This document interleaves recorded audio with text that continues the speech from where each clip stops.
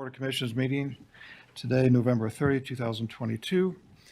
As we do for all of our commission meetings, we always begin with a prayer reading or thought followed by a pledge of allegiance, and we ask someone from the audience to provide one or the other.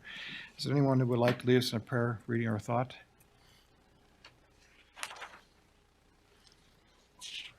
Rudy? Judy? Would anyone like to lead us in a pledge of allegiance? Thank you. Dick? I'm Rudy Livingston, Budget Manager for the county. Our dear Father in heaven, as we gather together at this commission meeting, we ask for thy wisdom and guidance and direction. We ask thee, Father, for all the things we need, but we are so grateful that we have the opportunity to serve the people of this community. We're so grateful for the time and effort that all of the county employees and our leaders and elected and appointed and all of us that put forth because of the desire we have to bless the citizens of this county. We're so grateful for this opportunity and for this country that we have to live in where we can be free and we can choose. We ask thee, Father, to bless us as we proceed with this meeting, that we will be able to take care of the important needs of the county, especially as we're going to be having a public hearing on the budget for 2023. Please bless us to be able to work together without any kind of animosity or any issues there, but that we'll be able to work together to provide for the best possible budget that we can have for the county for this next year. We pray in the name of Jesus Christ. Amen.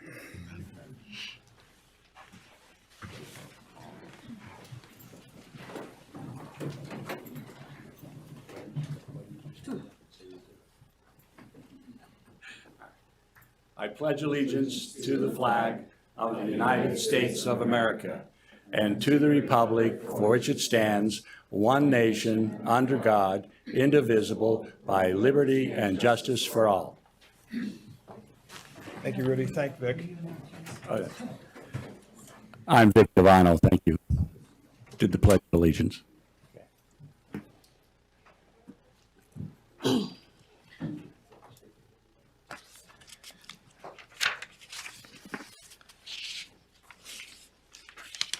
Okay, we have a few items ahead of us today. We have the first item is a public hearing, consent agenda, work session, and then regular agenda. Given that not everyone will stay for a public hearing, I'd like, if it's all right, to go through look at the consent agenda and go through the regular agenda first and consider which ones that we have already reviewed and we do not need to discuss, and we can move as consented as approved. With that, items 1 through 10, any that you would like to hold? Number 8. Number 8. Commissioners, Rob Moore, County Attorney's Office.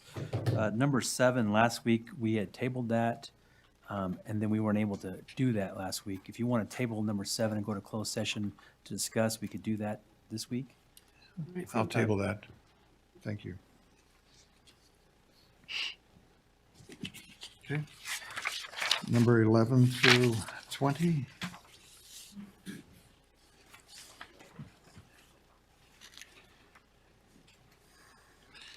We could hold number 17 and 18.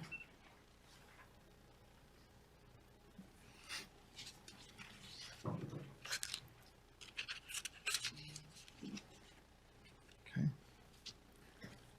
No others? No others. Okay. 21 through 30.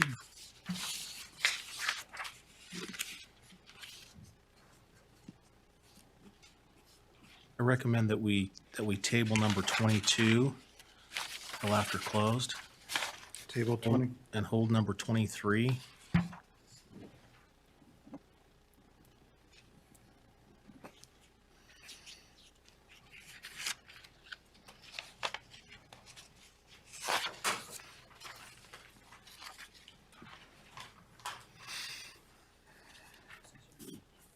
Any others?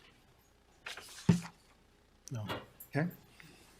31 then through Just 31. Just 31, I should have included that.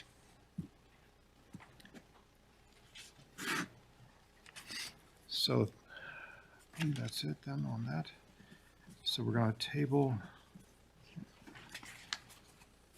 Rob Moore, which ones were that you had And mentioned you wanted to hold again? As far as closed sessions, I understand that we need to have number 32. And then I understand from Richard Nielsen, number 33.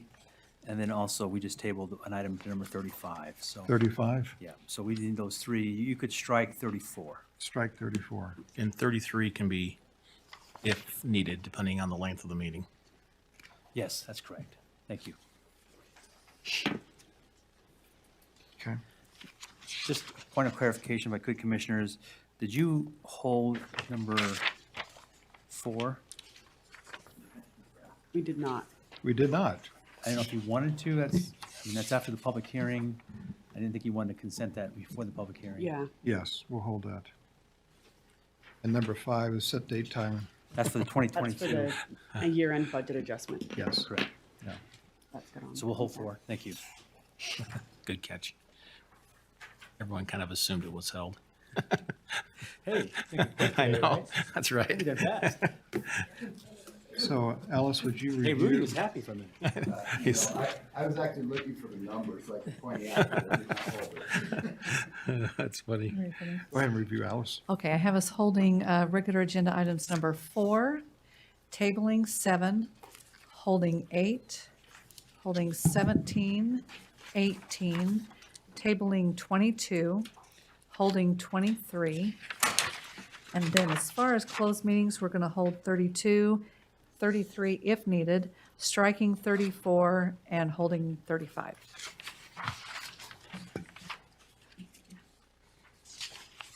Okay.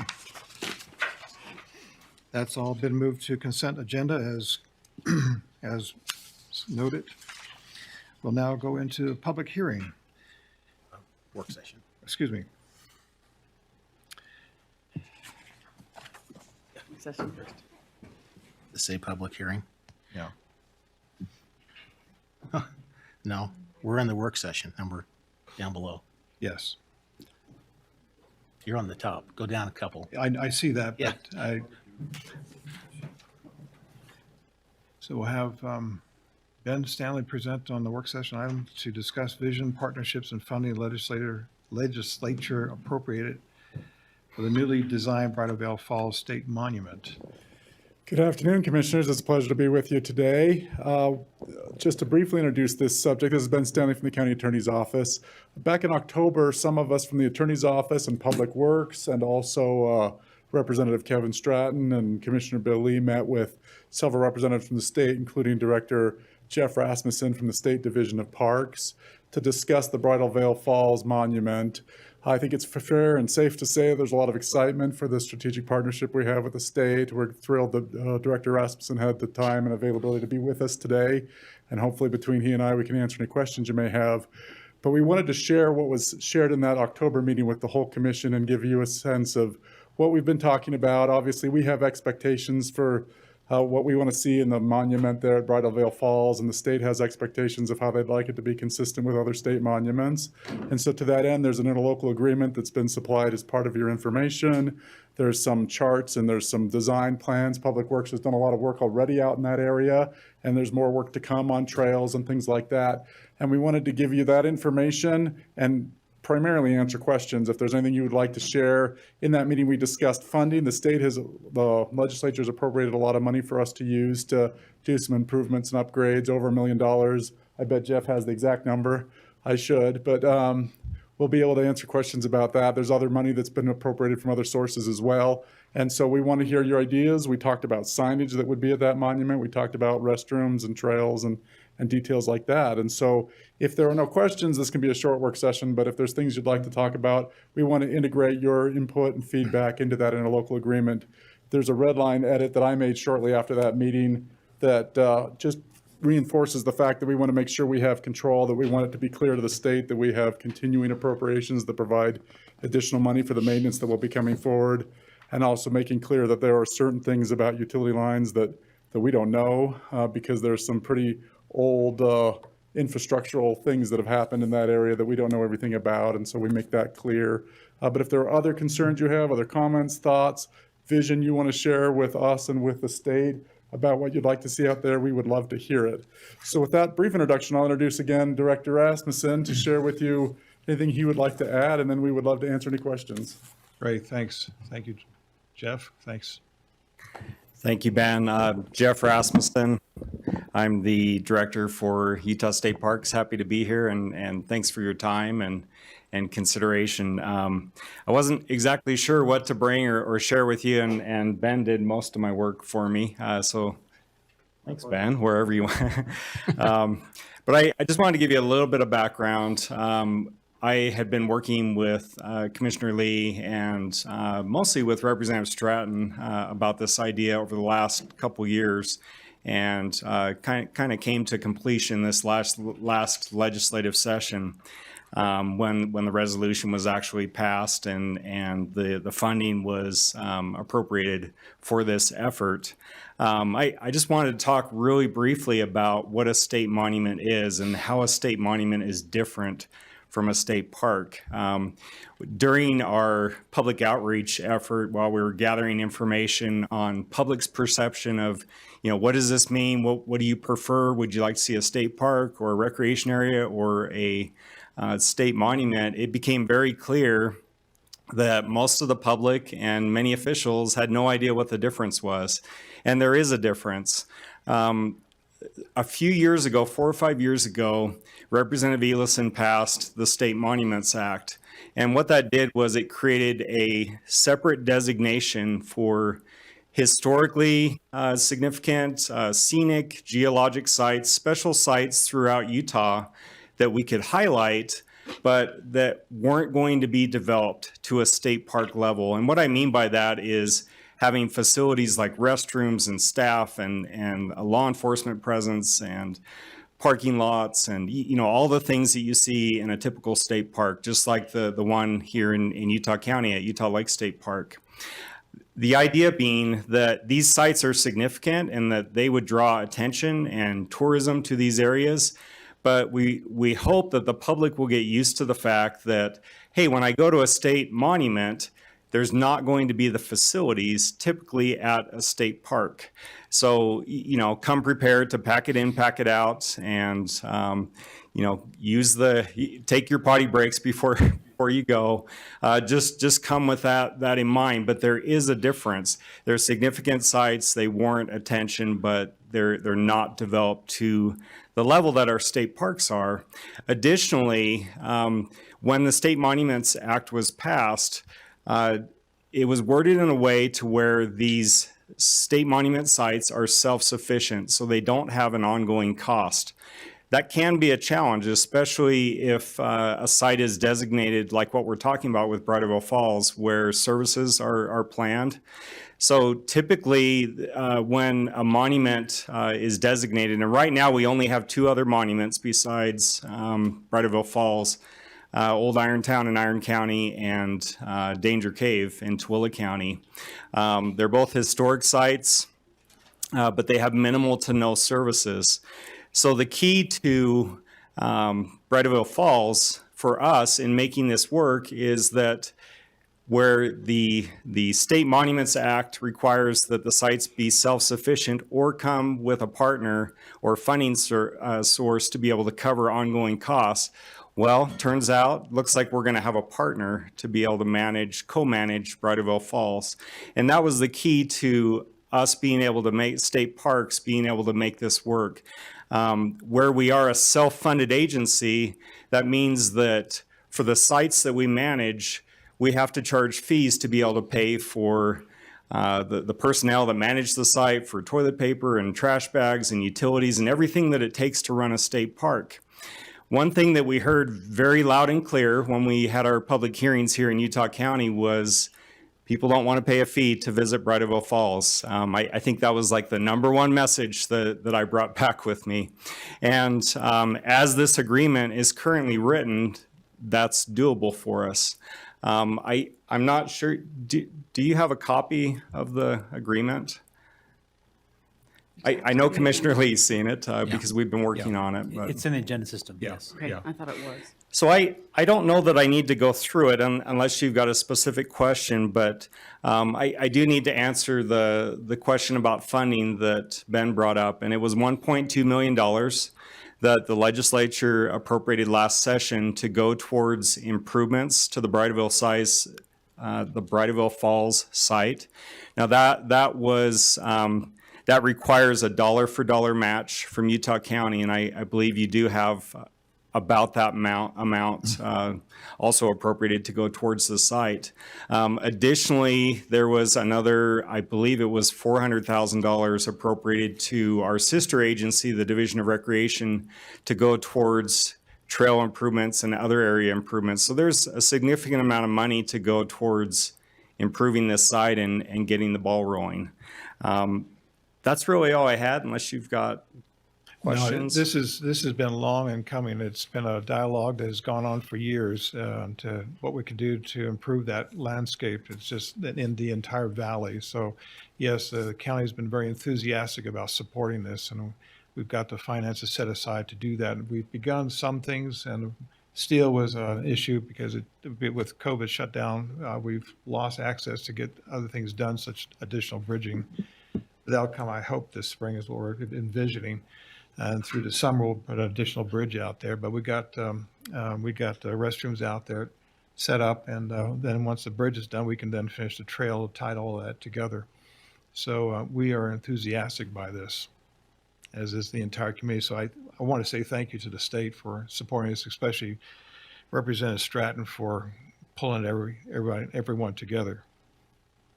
Thank you. We're excited to be partners and excited to put the state monument name on Bridalveil Falls. It's a magnificent site and just a really cool area. I did have one other thing to share with you if there aren't any questions on the agreement. Something else that I believe that you had wanted me to bring up with the signage. So we're going through I'll call it a campaign with state parks to transform the entrances of our state parks. When we think about the entrances to our state parks and the signs that accompany those entrances, we think about, the front door to your house. It's been said that the front door to the house kind of sets the tone for the whole visit. Well, we want people, when they come to our state parks and now our state monuments, to realize that, hey, I've entered a significant area. This is a really cool experience. And part of that experience is having good signage. You may or may not have noticed some of the new signs that we put up in some of the surrounding parks. I know Deer Creek State Park has a new sign. I think Utah Lakes State Park sign is finished, but our old signs were 30 plus years old and redwood and weathered. And these signs are color signs, and they're mounted on a rock platform, and they're kind of like something you would see when you go to a national park, something that when you're there with your family and friends, you want to gather around it and take a selfie or have someone take a picture of you. We want to do something similar with Bridalveil Falls State Monument, because again, we want to send the same message that this is somewhere that you want to stop and check out. This is a significant site to visit. And I had a couple ideas. I assume you can see those on your screens of kind of what we were thinking. And the platform is where these are state monuments. We wanted to stay with the consistency of what we're doing with our state park signs so that it could be recognized as a state site, but make some little tweaks to make it a little bit different so that they realize that, again, this is a state monument. So I had two different pictures. And, this picture that's currently on your screen is kind of the old school, the way that we've done our signs before. And then the other one is the updated kind of color version. What we would like to do is maintain that same appearance of the sign. Because that's our brand for state facilities, but I'm just looking for any feedback on, pictures to use or how we might change the sign, or like I say, we want to keep about the same look so that it's recognized as a state area, but just wanted to bounce that off of you. And then at some point, we'll need to work with someone on your staff to figure out where we're going to put it. So, and I certainly don't need those questions answered right now, but I just wanted to throw it out there for any feedback that you might have. And I enjoy the with waterfall view. Would this be an engraved on metal? Oh, boy. I've seen that before. I I'm am- curious how you're going to, or is this going to be painted on a, I don't think some it's kind painted of on. pressed wood. So we have a contractor that does these for us. And I'm not sure what the material is, but it's not painted. It's not engraved, but it is significant. They're made to last a long time. I'm pretty sure we have the new sign up at Utah Lake, and you can check that one out, or Utah County, but they look really nice. I personally like the pictures the best. I'm a picture person, and that's what we've gone with all of our state parks. Just pictured kind of the highlight of the area, and that's been at the top of the sign. But again, I just wanted to throw it out there for any feedback that you might have. And you've already heard mine, but I'm going to say it again anyway. I like the rock that you have in there. This is a permanent structure. This is not, and it's built up. I would take the rock and make it more in the shape of the state of Utah, so that it looks like the state of Utah. And then we take that, I'll call it the Wyoming piece, and that would be the Bridalveil Falls, possibly Bridalveil Falls State Monument, and then the others we could locate in strategic ways. They look a little bit off to me, but anyway, if we could, maybe artistically put them in places that make sense, I'd like that, just because it shows the state of Utah with the insignias that are on there. Awesome. So we have some very creative graphic design people that I can have mock up some different ideas and run that past you. But we'll And a include good that point in this is that the money that you're allocating to us would go towards, part of it would go towards this. This is not in addition or anything. This is something that part of that money would go towards doing this. Yeah, that's the hope. That's what we would like to do. Right. Yep. So if I could, one, I'd like to personally thank you. I know we've worked on this for quite some time, back and forth, and little back history with this as we were going through the process. Jeff is excellent to work with, and I just have to thank him for not necessarily working outside the box, but trying to find the corners of the box. Is that fair enough?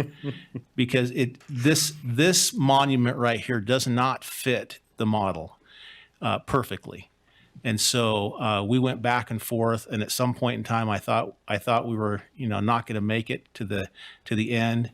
But one of the goals that I had all along was, one, it has to be that no fee based, because that's kind of the way it's been set up all along. And so it was causing some consternation back and forth on what could be done there.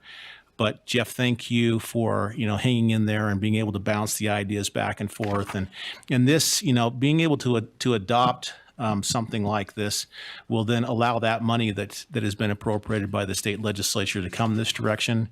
We're already working on, I think Richard's probably working with Tara already on that other one, and their process is just a little bit different, but they're working on that to get that done. And there are other opportunities that we have up there. This is a beloved area. Lots of people want to go there. And so there needs to be, more of than just a sign and good luck. And, we got parking lots, restrooms are there now.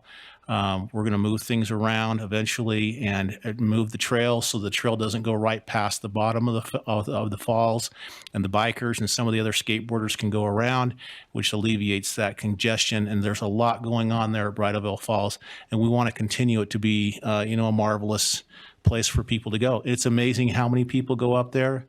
I was told, I'll just keep saying it because I was told, I don't know if it's true or not, but at one point in time, Bridalveil Falls was the second most visited area behind Temple Square until probably the Big 5 campaign came along, and then that blew it all out of the water. But still, it is very highly visited.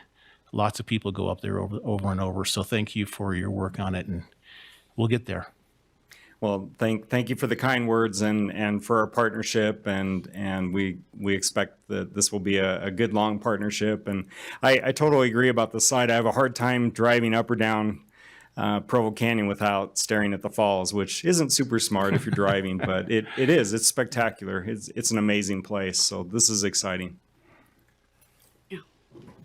Let me just add really quickly, one of the other additions that I made to the interlocal agreement draft was a request that the state come every year and give a presentation like this or share with us their concerns and their thoughts going forward so that we have this ongoing relationship, and the state's agreed to that. So I will make sure the three of you have the most recent red line version of this interlocal agreement, and what we're looking for going forward is your feedback on signs, your feedback on that interlocal, and then sometime in the next few weeks, we'll have that before you to approve, and we can get the funding in place to make this all work. So thank you again.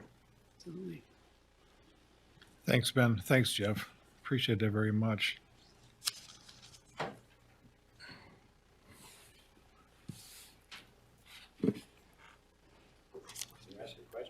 Public comment, I mean, yeah.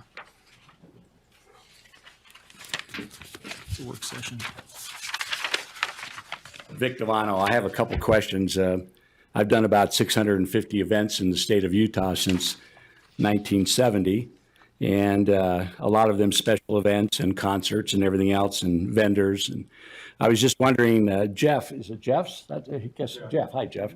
Yeah, I was just wondering. They said they have a private partner. That wasn't told who that is. We don't know who that is at this member, other than Utah County's participation with the state.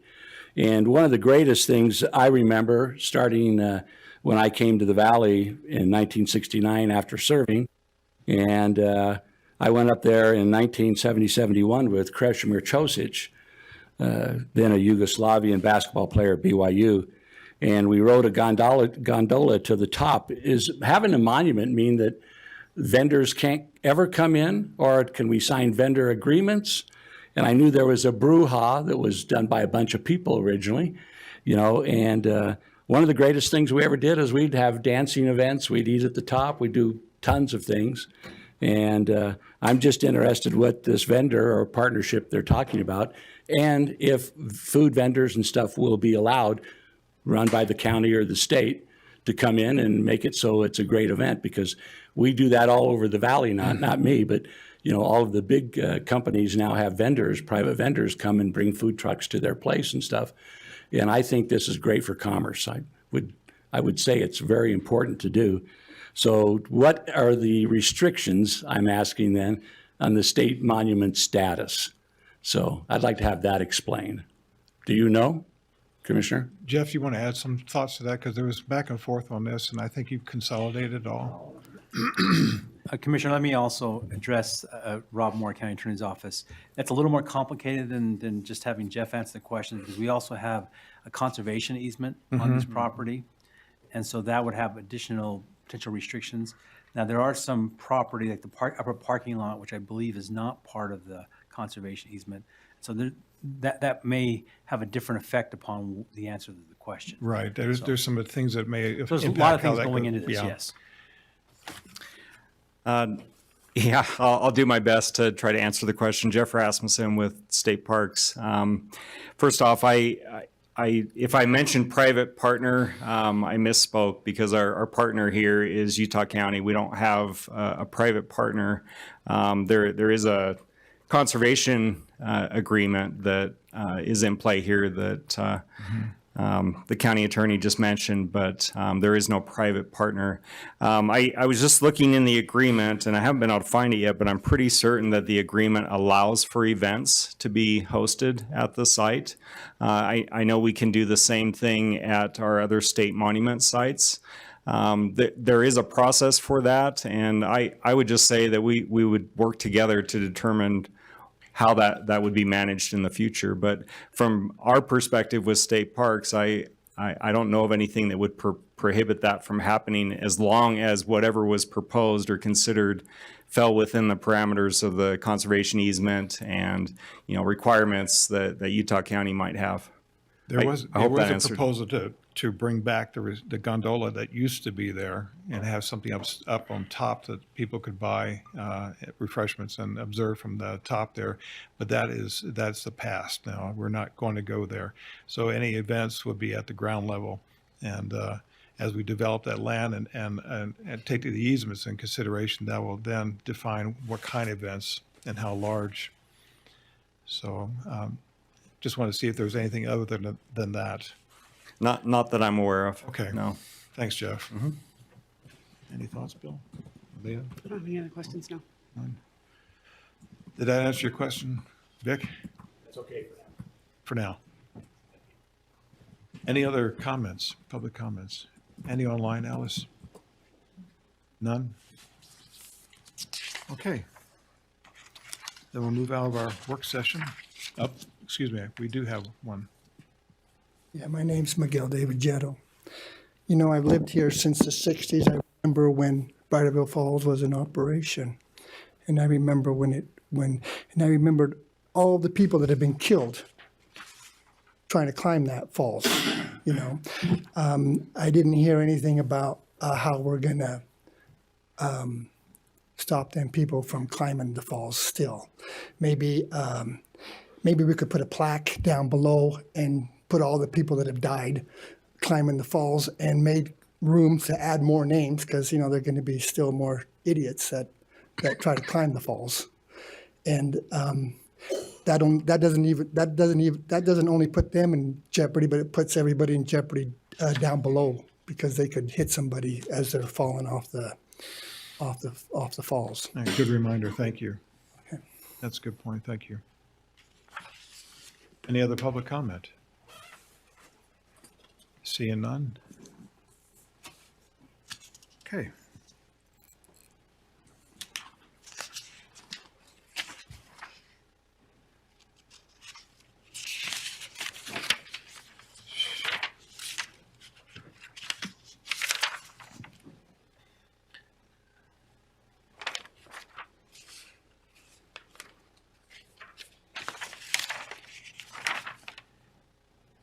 Okay, number 4, approve and authorize signing of a resolution approving the 2023 budget for the general fund and other budgetary funds of Utah County, Utah.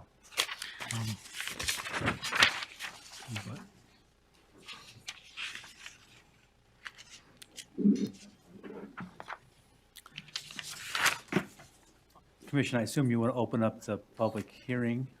I'm sorry, yes. That's what you're. I was just wanted to jump ahead and just have it approved. That's what I'd rather do. No, we're not yet, not quite ready for that, but yes. Thank you.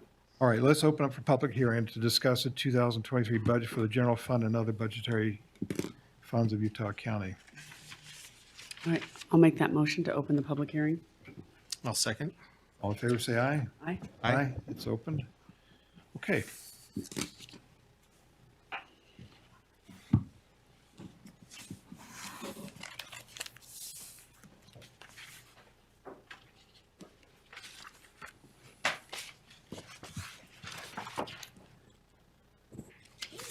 Motion to close the public hearing. I'll second that motion. No comments at all in between? Didn't see any. Okay. All in favor, say aye. Aye. Aye. That is closed.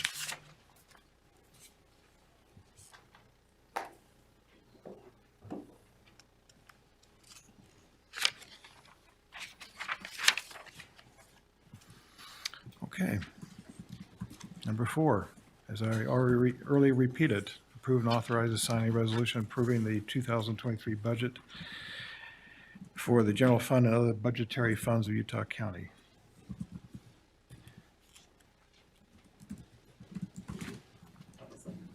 We went through and did a staff review last week, which helped us define the size of the county and how much it should grow or not grow. We had some things that we had not concluded.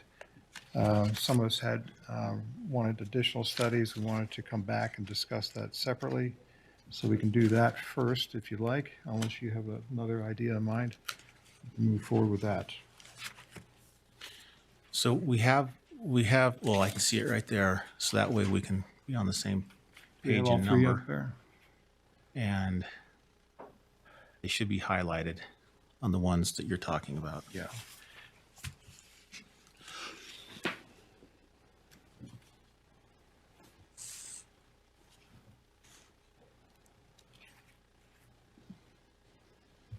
So is the commission desire that we go to those items first then?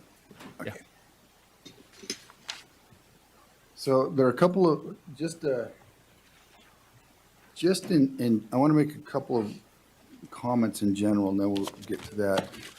There are a couple of things that just follow that impact many different budgets and different departments. And one is that a couple of items we did not put in there, and we'll put those later. I will just scroll through to the ones that we were specifically looking at. So item number. Rudy, are you talking about the ones that I brought up? Some of those, or some of those you're Well, talking there's about some other, later? there's a few, like others? uniform allowance that impacts all of the department, sheriff's department. No, so let's go through these. So if you look, and when we're going through this exercise, we will be using the request number as our reference point, which is in column K on the screen, but the request number, that way we'll all, even if somebody has a version that's slightly different rows or whatever, then we can still be on the same page. So request number 69, we inadvertently omitted the request from the sheriff's department to add an SRAR deputy to the budget. We included it in the tentative budget. So if the commissioners decide to approve this, it doesn't have any impact. If the commissioners decide to not approve it, then it would reduce the amounts that we're presenting for the final budget. So it's item number 69, and I did get some further information. Originally, it was believed that this included a pilot.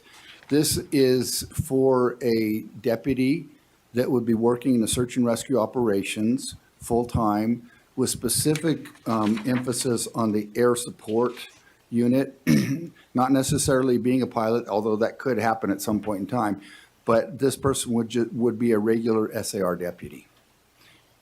And this cost for this person includes a new truck, which has to be equipped for the search and rescue operations, as well as some specialty equipment that's needed in these operations as well. Is that why the initial request is that high, but the ongoing cost would not be that high? That is correct. Ongoing cost would be what, roughly?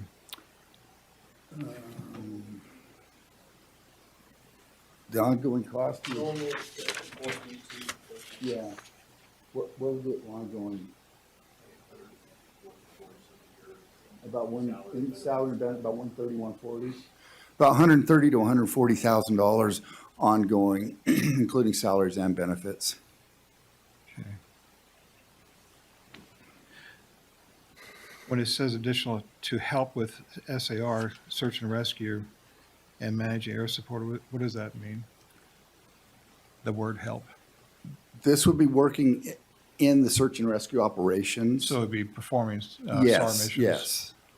Would be. To answer your question. Yeah, I don't know. So it'd be flying with the pilot or riding the mountains with, So yes, Eric vehicle. Knutson, I'm the manager over our search and rescue, our emergency services bureau. And so this particular position is the search and rescue deputy that comes, we have two right now. And so they manage all of our volunteer teams, our search and rescue teams, our Timpanogos emergency response team, and our horse posse. In this particular case, so it's managing, we have an air wing with 2 aircraft that we fly fairly regularly. And so that's an area that's right now being managed by a guy that has been retired from the sheriff's office for a number of years and is probably going to retire permanently over the next couple of years. And so we're anticipating him leaving. So we're going to backfill with this new SAR deputy. The SAR deputy in and of himself is going to be busy throughout the year because we only have 2 right now that switch on and off on call every have other week. concurrent duties. Yeah, and so the third one will come in and relieve a lot of strain and pressure that they have. But our weakness and our opening is going to be in our air unit. And that's where we're going to lack, and that's where we're going to backfill with somebody. Hopefully, we're trying to find somebody that can fill the slot of flying also SAR missions. So we got 2 aircraft that belongs to the sheriff's department, and how many do we have for volunteers that provide aircraft? There was one neighbor I used to have until he moved away that We have a couple aircrafts. We have a couple of fixed wing and rotary wing Right, aircraft that fixed, fly yeah. search and rescue missions. Their availability is kind of hit and miss. It is depending Actually, when they're very available. few fixed wing. We just have helicopters that are up flying with some of the other guys. Okay. So he would then, that person would then fly with or drive with that team, That's be correct. backfield, okay. That's correct.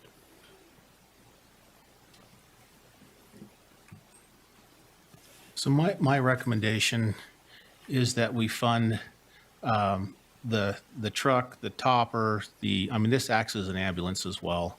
That's exactly, it is an And ambulance. it's a Yeah. certified ambulance. It is, yeah. So we fund all the equipment for this position. Mm-hmm. And it's significant. I can't remember the total dollar amounts. Rudy sent me the breakdown of it. Roughly almost $50,000. Yeah. So that's already, and then the deputy part, I would recommend it be filled with a current deputy that you have somewhere within the force. That the force sounds like Star Wars now, but And that's what our plan is to do, and we're just hopefully, we're looking, or maybe the better word is hopeful, that we'll find one of our deputies that has the proper training to perhaps fly, or somebody that we can get certified in the near future to fly the aircraft. but I think this has 247,000, which includes an additional deputy. Yeah, that's, So it's an additional deputy. So my recommendation is that we fund it at the level for the equipment, and then the deputy will be found internally to fill it. That's my recommendation. can you find it internally? Yeah, let me, Two different questions.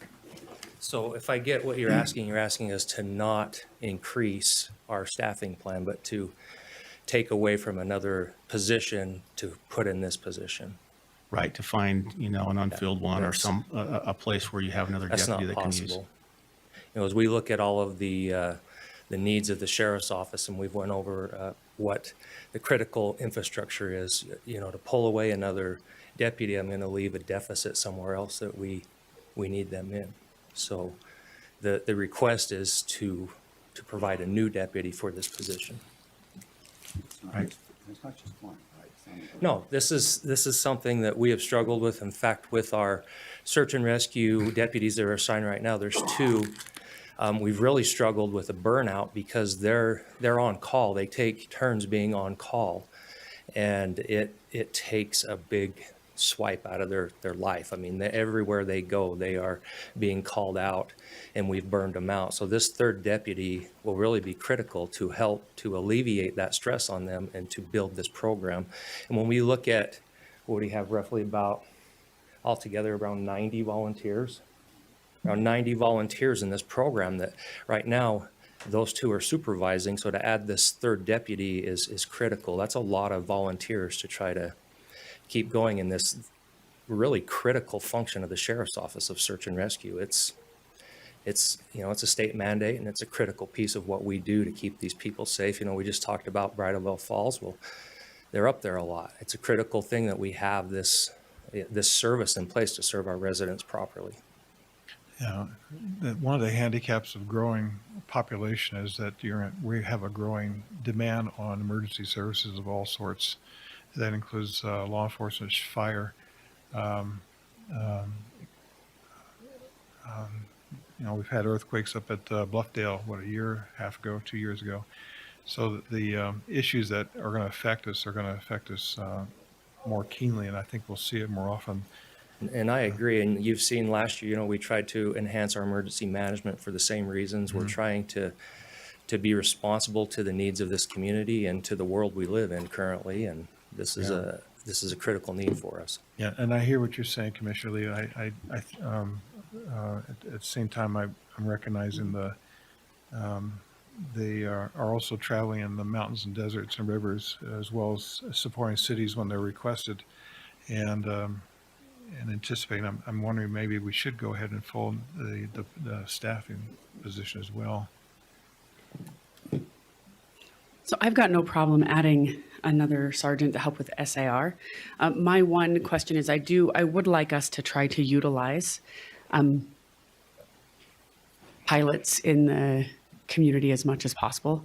And I don't mean I totally understand they need to be up to speed and familiar with your policies and procedures, but I do know, like personally, I know 4 pilots that are on your search and rescue crew.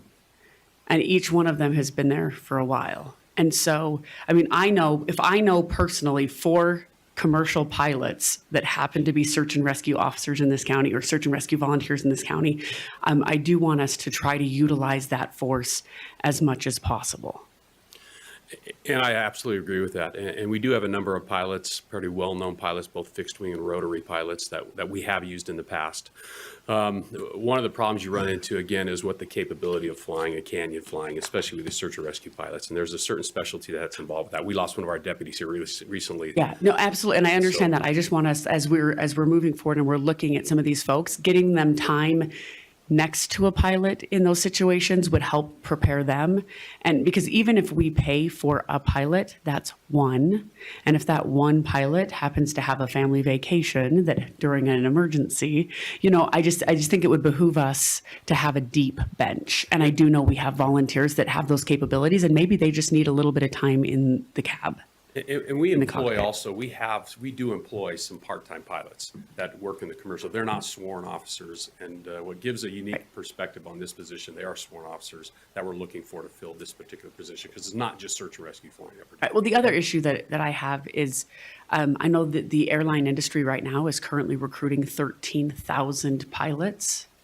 And so I don't want us paying to certify pilots just to lose them to the airline industry, right? And so if we have volunteers, that's why I say I want a deep bench, and I want us to utilize the resources available to And us I as much as appreciate you possible. saying that, because I agree 100%. And I know over the last few years, I think that program has, when I came in as sheriff, I think it had kind of it had been put on the back burner a little bit. And one of the emphasis that, and Eric's been great to do it, is to try to revitalize this air wing and really put a lot of emphasis on the volunteer program and get them back engaged in the program. And this new position, having somebody specifically assigned to do that, I think will be critical in getting those volunteers back engaged at a higher level. Yeah, particularly if you only had 2 people who were supervising that, they may not have bandwidth to reach out to Well, that community, yeah, but this person could reach They're out to each that community. assigned to these other. You could ensure that they're getting time in the cockpit next to a pilot, so they're seeing these procedures. That would really help us, because in case of an emergency, I want us to be able to utilize our community. We do too. Right. I mean, when we had the fire, largest natural disaster in Utah state history, the Red Cross had to shut down its shelter because nobody was in it, because our community stepped up and took those people home. We have a community that does that. We need to give them the opportunity to make sure. And we have very talented people. Like I said, I know 4 of your search and rescue volunteers are commercial pilots that I know personally. Thank you.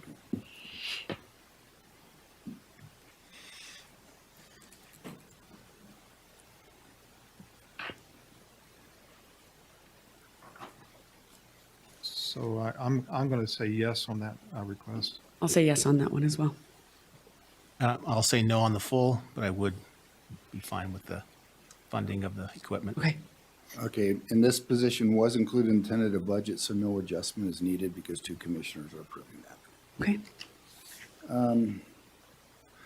The next one that we have is, last week we discussed fire captains and lieutenants, and the wildland fire unit had, in general fund, had requested 2 captains and 1 lieutenant.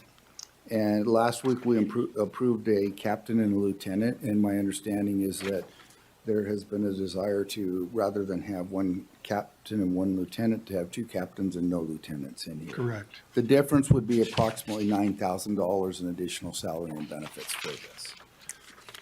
I'm a yes on that. I'm good with that. Yeah, I'm fine. I was fine with the lieutenant and the fire captain. It was just an increase. I'm fine. Okay, so we'll include that. That was we'll have that there, and I will get rid of the lieutenant here. Okay, so that's how we have it right now.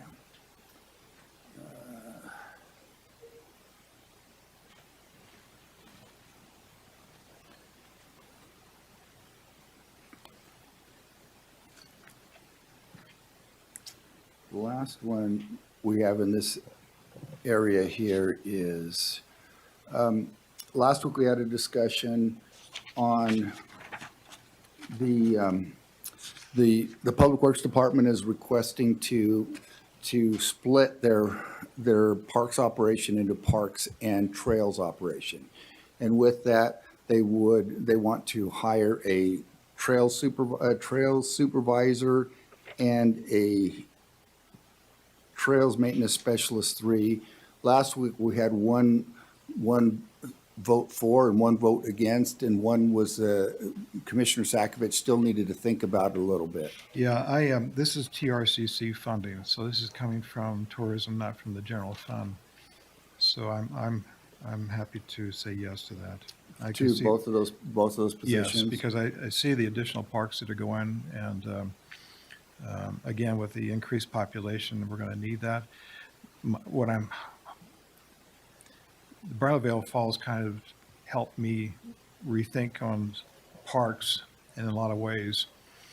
For a long time, I thought most parks should belong to cities and county get out of the business of parks. But there are certain parks that, for now at least, the county has to have some oversight still, and it will in the coming years.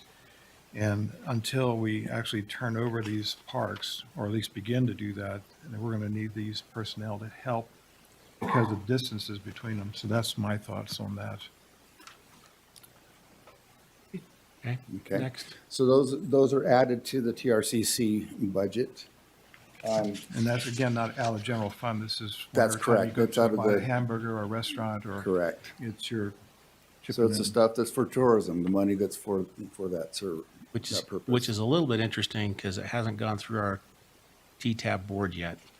Yeah, and that, you're correct that's a piece that we can approve it in the budget here, but Tentative. You they still will have to have ask to, their- they will have They'll to have to approve go that through as it by well. state statute. Correct. If they deny it, then we'll have to open the budget again. Well, it comes back to us either It'll way, have to but come still. Yeah, Yeah, it's just kind of a weird circle Yeah. that by state statute for us to be approving it when it hasn't gone through it puts us in violation of state law. well, what we're doing, we're approving, Essentially. we're approving that if it doesn't get approved by the board, then it can't move forward, so it makes us null and void. At least that's I'm not the attorney here, So but that, that's. yes, this is approved pending. Yeah. So. All right, the way, I've talked with the different commissioners about the way that I see that we should proceed with this. There are a lot of line items, and I don't think we want to go through every single one of these line items. We went through a lot of them last week with regards to salaries and benefits. There are a couple of things that I want to bring up as we're beginning this discussion. You'll Rudy, notice that Rudy, just to clarify, last week we just went through the staffing. the We didn't staffing, go through salaries and benefits, we went through just staffing. only. that is correct. Thank you. Which these are, these are, we pinned to it. You're absolutely correct with that. So as we proceed, there are a few items that when we put the tentative budget together, we excluded several items that would probably be normally in the tentative budget, but because we had some questions about them and some things that we wanted the commission to opine on, we did not put them in the tentative budget. Specifically, the Sheriff's Department has requested an increase in the uniform allowance. And my understanding is that the uniform allowance has not been increased in close to 15 years. And they're looking to increase that about $400 per officer per year to cover the cost of, the purchasing of uniforms and laundering them and all. I think it was things. closer to 300 per year. Is this, yeah, okay. Right. So it's going up, it goes up to about $1,400 a year per deputy. So that is across in multiple areas in the Sheriff's Department. The other one is time limited in the Sheriff's Department. For the most part, we did not include any time limited for the Sheriff's Department in the tentative budget. And the reasoning for that is, quite frankly, I and our team thought that the amount that was originally proposed was way in excess of what we thought was reasonable and appropriate.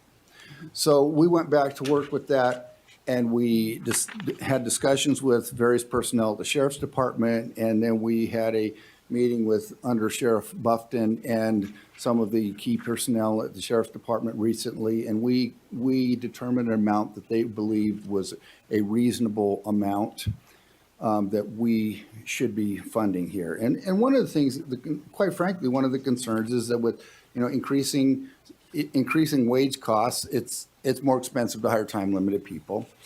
And a lot of their time-limited people are deputies or other law enforcement that are coming from another agency and kind of doing it in their off time, wanting to earn a few extra bucks working in there. But the other thing that has been an issue is a concern that we want to over budget, because if we don't have enough in there, that we may never get sufficient money provided to us by the commission. And I've worked with them to discuss it, and come to an agreement that we need to have the right amount in there. And if we budget an amount that ends up being a little bit low, that we would take it back to the commission, we would discuss it and make an adjustment at that point in time if so needed. And so that we would take care and make sure that the operations that are needed in the Sheriff's Department will move forward. So having done that, we went through and worked with the Sheriff's Department, made some changes to those numbers. And the numbers that are shown in the column M on the spreadsheet that says department requested amount, that is the amount that we agreed to with the Sheriff's Department a couple of weeks ago, and put that here into the tentative budget. So having said that as the basic guidelines, I don't think there are any others I had. What I'd like to do is proceed with this, and kind of like when you're developing your commission agenda here, that you go through a few lines at a time. I would like to go through that, and just, so for instance, on the screen right now, we have lines, and I'm not talking about lines, but request numbers. And the other thing I'll note is that the request numbers are not sequential, because the request numbers came as things were added, but some of those might be salaries and benefits, some of those might be equipment, some of those might be internal service charges, whatever. So these are not completely sequential because of that reason. So I would like to proceed, and so for instance, on this first page here, we have request number 1 through 45. And so I would like to ask if there are any changes to this that need to be made, if you would bring them forward and have a discussion. If no changes are needed, then we can move forward to the next set of lines. So. Last, I got a question for 33, admin support, the training deputy. I think, how many training deputies are there, and then are they all specialized? There's, I think, 2 training deputies.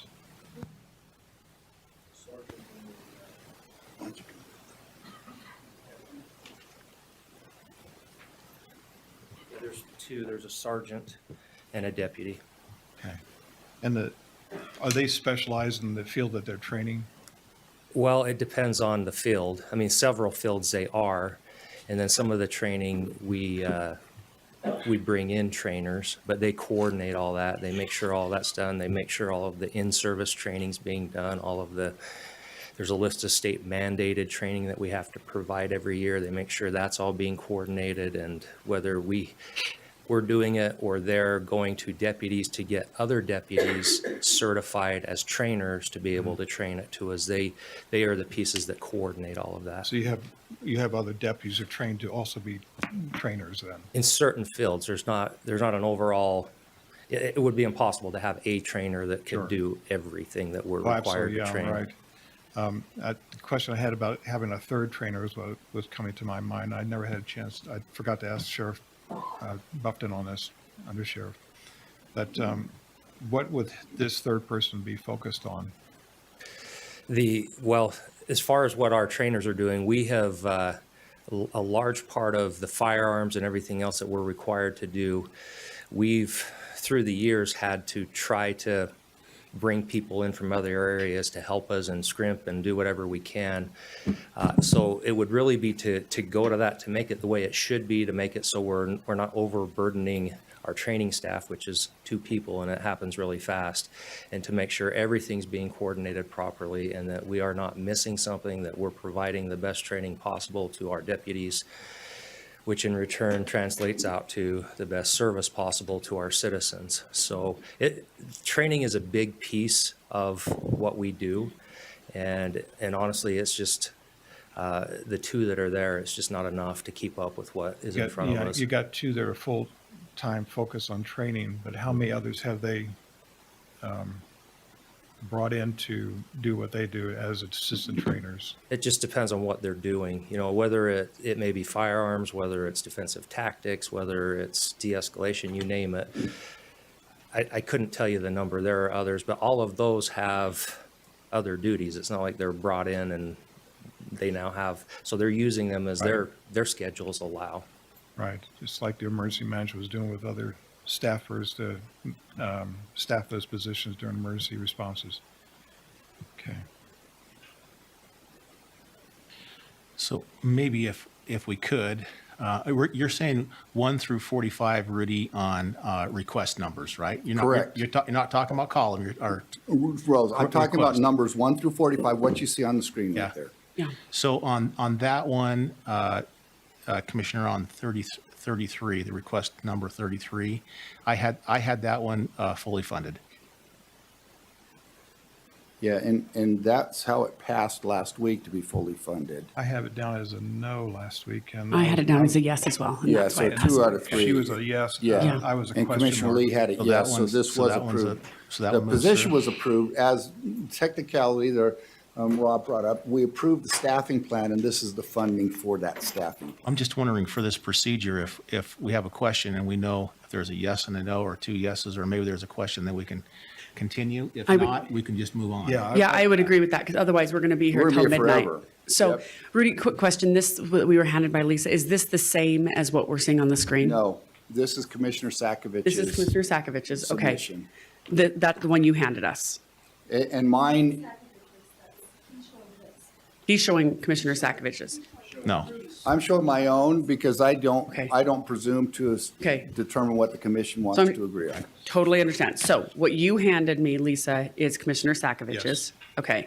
What I'm seeing on my screen is Rudy's spreadsheet that we're going to be voting on. Yes. Everybody following, right?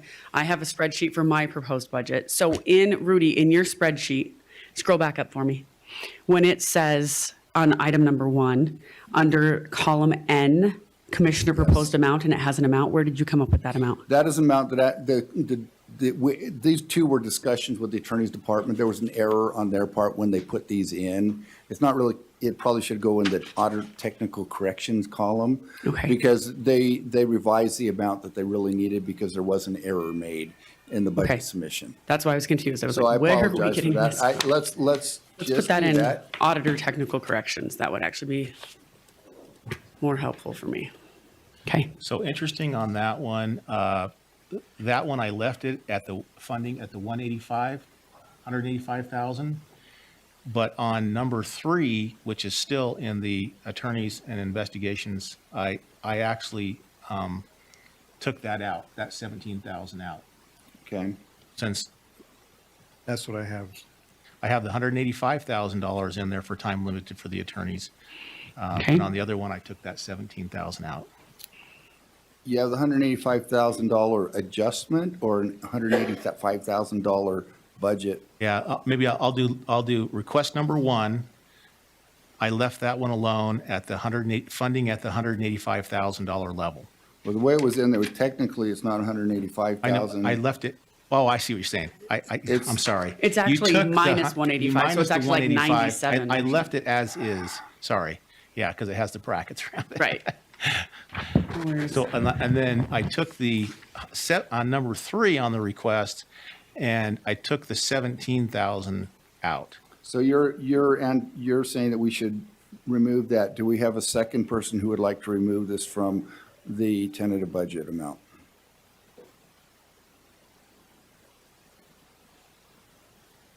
So Commissioner Let me Sakovic double and Commissioner, check this one because this is in the attorney's office. yes.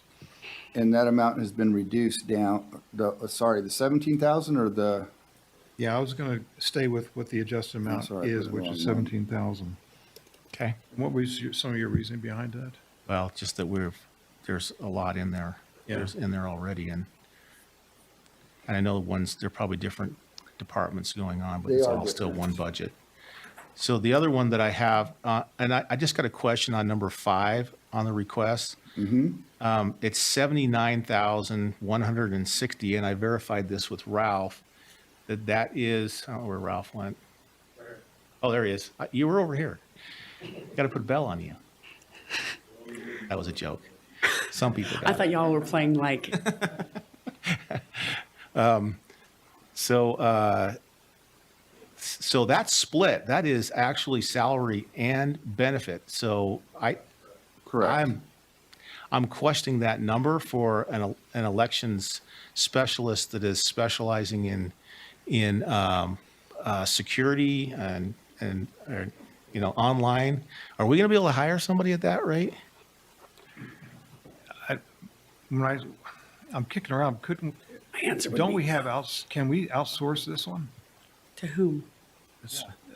We got so many specialists in This this is whole election area. It's a security, and whole- I'm just thinking that, I Right, mean, we're like- talking about, So this isn't like an IT cybersecurity expert. What this is a person who works in-house that understands exactly what elections does in Utah County day in, day out, and ensures that we're meeting all of the sort of new and updated kinds of security requirements that are placed on elections. So like they would go to the election center conferences, see what the new latest and greatest are, and make sure that we're incorporating that into our processes. Yeah, exactly. So Okay. we went through an entire internal review with the Department of Homeland Security to basically look at what we do.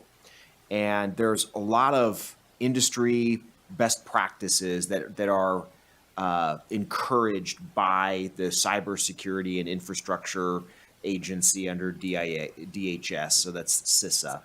And they said, do you do this? And do you do that? We went through like an entire day-long questionnaire. And our eyes are just opened about all of these things. Like, well, do you do this? No, we don't do that. Do you do this? No, we don't do that. I mean, these are, you talked at the commission, at the canvassers meeting about like the gold standard, so to speak. So there's all these kinds of things that we ought to do. And it's like, well, we don't have anybody to coordinate that. We don't have anybody to oversee that. We don't have anybody to make sure we're meeting that requirement, that requirement.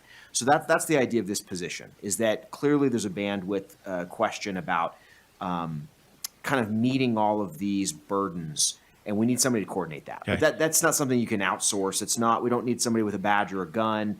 We don't necessarily need like a cybersecurity person. We can lean on IT, I think, for cybersecurity in-house. We can lean on the sheriff's office for physical security, but we need somebody that can coordinate the compliance, if you will, with a variety of these sorts of tasks and duties that we ought to be able to meet. so that's the with a idea. salary of $45,000 a year. Yeah, so this is like We're a gonna get that mid-level person. person. This would be like a mid-level election specialist person who has specific duties related to meeting a lot of these burdens, kind of coordinating our compliance with these burdens. And I'm curious because I saw your number less. So why was it less? Well, I don't think I was taking into account the benefits. Oh, so you're at 69 on the salary? Yeah, I think that's what it'd take to hire someone. That's what I think it would take to hire someone. And then on top of that, one of the things that I think we should account for adding this person, I mean, I definitely think it's a needed position, but there should be a travel budget for that person, because a lot of these things are learned at these conferences. I would think of at least Election Center.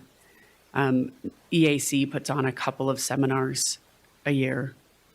May not be a bad idea to have this person Sarah certified, right? So, and it doesn't have to be huge, but I would put a travel budget. This is the person who goes out and looks at best practices, networks with other people, so that when someone in our elections office sees something that they think that may be something odd, they could call someone in and someone else, hey, are you seeing this too?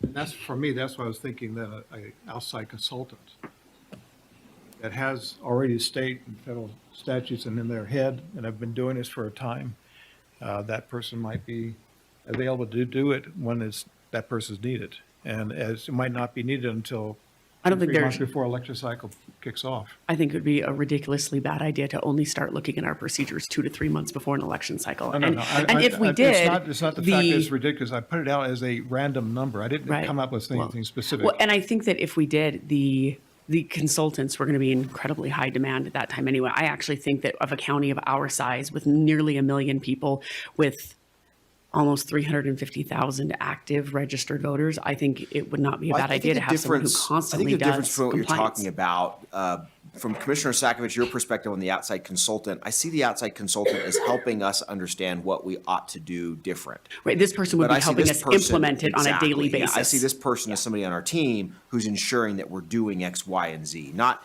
thinking we ought to do X, Y, and Z. It's more like on a day-to-day basis. How are we making sure that managing all of our we are project- doing X, yeah. Y, and Z, because we don't have anybody to manage that. We have people who do data entry. We have people who serve the public. We have people who count ballots. We don't have somebody saying, oh, and we're making sure that I mean, you really need somebody to manage. Isn't that the function, though, of the elected clerk to do that? Well, no, there's more of an executive leadership role there. I mean, we're talking about, hey, I need somebody to call the cities and set up our feed, our security camera feed for our security cameras. Well, I'm busy. I'm entering, voter registration forms. Okay, well, who's going to do that? These are sort of day-to-day management things, that processes and procedures that need to be managed and handled by an in-house person. I mean, I still think there's room to go get consultants, but this is where, when we went through the review process with DHS, they in many ways acted like a consultant, which was a free service that they provide, which is basically, it's a self-review that they guide you through and helps you to identify places where election security are important, and that we can do things more robustly than we do them now. Now we need somebody to actually manage that process in-house. And that's part of the recommendation of DHS is, well, do you have anybody on your team that makes sure of this and this? We're like, no. Well, who could do that? Well, we don't have the bandwidth to do that set of tasks. And that's where this position is, to give the team we have now additional staff bandwidth to do things that we're not doing. Not Yeah. necessarily to I understand the identify. need. I understand the need. I can see that. I'm just trying to think, you've got all these specialists, the laws have been upgraded at the state, federal level, and improvements are being made that are discussed nationwide and locally, of course. And there's a number of people that could provide consulting services to the county clerk, say, needs to be done. And that could be implemented by maybe a different additional training for the elections team, but at the same time with the clerk. And in the future, you might need an additional person or two to augment what the elections team is currently doing. And it's just, if you have an in-house person that's always there, it seems that a consultant would be able to do the same thing. And then in time, when you do have to add additional people to the elections team, they would then absorb those trainings and then act on those trainings, because they've had the others who've been there already trained, and then they would expand their ability to comply with federal and state laws. Yeah, I mean, the big picture for the elections team is they need more full-time people to have the bandwidth to do an increasing amount of obligations that are sort of placed upon us, that are things that don't happen in ways that can be performed by part-time staff. So we've got, three different, think about elections as three different types of staff. You've got full-time permanent staff. Then you've got part-time staff, which is sort of ongoing depending on needs. And then, of course, you have election day part-time staff, which is kind of, a couple times a year, you get a whole lot of people for a short amount of time. And we're constantly thinking about, how do we balance the workload across those three types of staff in a way that maximizes efficiency and doesn't cost a lot. And so we're very careful about thinking about how many full-time permanent staff we need. And we're always thinking, well, which of these tasks that are ongoing can be handled by part-time staff that's an ongoing thing. We can have part-time staff that kind of come and go depending on what we need during a season. And then that's very different than, of course, election day sort of part-time staff. But those full-time staff are the ones that have to manage our ongoing obligations in complex ways. There are things that you just don't train a part-time person to do. They may come and go. They may be here for 6 months. They may be here for a year. And as we look at the obligations placed on election administration, they are the types of obligations that have to be borne by full-time staff. Right. So that's, I'll I make think, a the fundamental recommendation that question. we fund it at the 79,160, the full amount. Yeah, and I'll agree with that. And if we go through the recruitment process and have a difficult time, then we can relook at that if we're having a hard time filling it. So I'll agree with that. Okay. I would prefer that we go with a consultant, but I'm happy to go with this. Regarding the training, we do have a little bit of an increased training budget in the clerk's office, and what might be better, rather than adding it right now, is looking at it, and once we get our new clerk involved here, that we can look at it and perhaps make an adjustment if we need to in the coming year. Agreed. Let's move on. And doubling back to what Commissioner Lee had said about the time limited for the attorney's office, one of those is for the criminal division, the other one is for investigations. And so it's not the same thing, they are two different items. And so the question is, do we want to maintain them at the level that was recommended here or not? I didn't get in. I think we already passed on that. Yeah. We're done with that. We're done. moving forward Next. on that. Yep. Okay. All right, so let's move on to the next one here. So, starting here, this first one was just a notation that I had because there was an item that was originally requested in Questica, and then we made a modification to it because there was no actual departmental request. This was an item that we agreed upon last week, but I It doesn't wanted to have a highlight. request number. Yeah, and I wanted to highlight this just because I want to have full disclosure. I don't want to be doing things, but that's what that one is. So, so items 50 through, request number 50 through 129, 139, and 139 was one of the items we discussed last week. Are there any? 139 was Sheriff 2 UCAP, correct? And I those think are we all- had decided we we were just- going to fund that in Opioid. opioid. And if Yes. another one was needed, they could come to us mid-year Correct. as they filled up the opioid positions. Yes. Okay. And the opioid piece is going to last 18 years, so it's going to be long after we're gone, but we have to have it built into the general fund mindset in another few years from now to start adding as needed. So for these items, Yeah. starting with number 50 through 139, are there adjustments that the commissioners are requesting for these? I agree with the tentative budget on that one, on those. What was on that one? 50 through 139. I should say, I agree with the tentative budget or what we already agreed to Yeah. on Yes. our. Yeah. Yep. those two Agreed. things. No. Yes. Yeah, because there are some that are reductions, but we've Yeah. already dealt with those. Yeah, we've already dealt with those. So Okay. 139, that's not the opioid item? That's a Correct, general- that's- That's a general fund item. Yeah, we took it out because we'll fund it later on with that. Okay. So request number 140 through 173. I agree with the tentative budgets on those or what we've already agreed to. And I'm the same on that. Same. So 174 through 214. Now 174, we agreed to add that one and not have the other Yes. position. So Okay. we've already talked about that. So The 174 through what? through 214. So 198, I have that one at 30,000. I had it at 45. So we're both decreasing that. I had it at,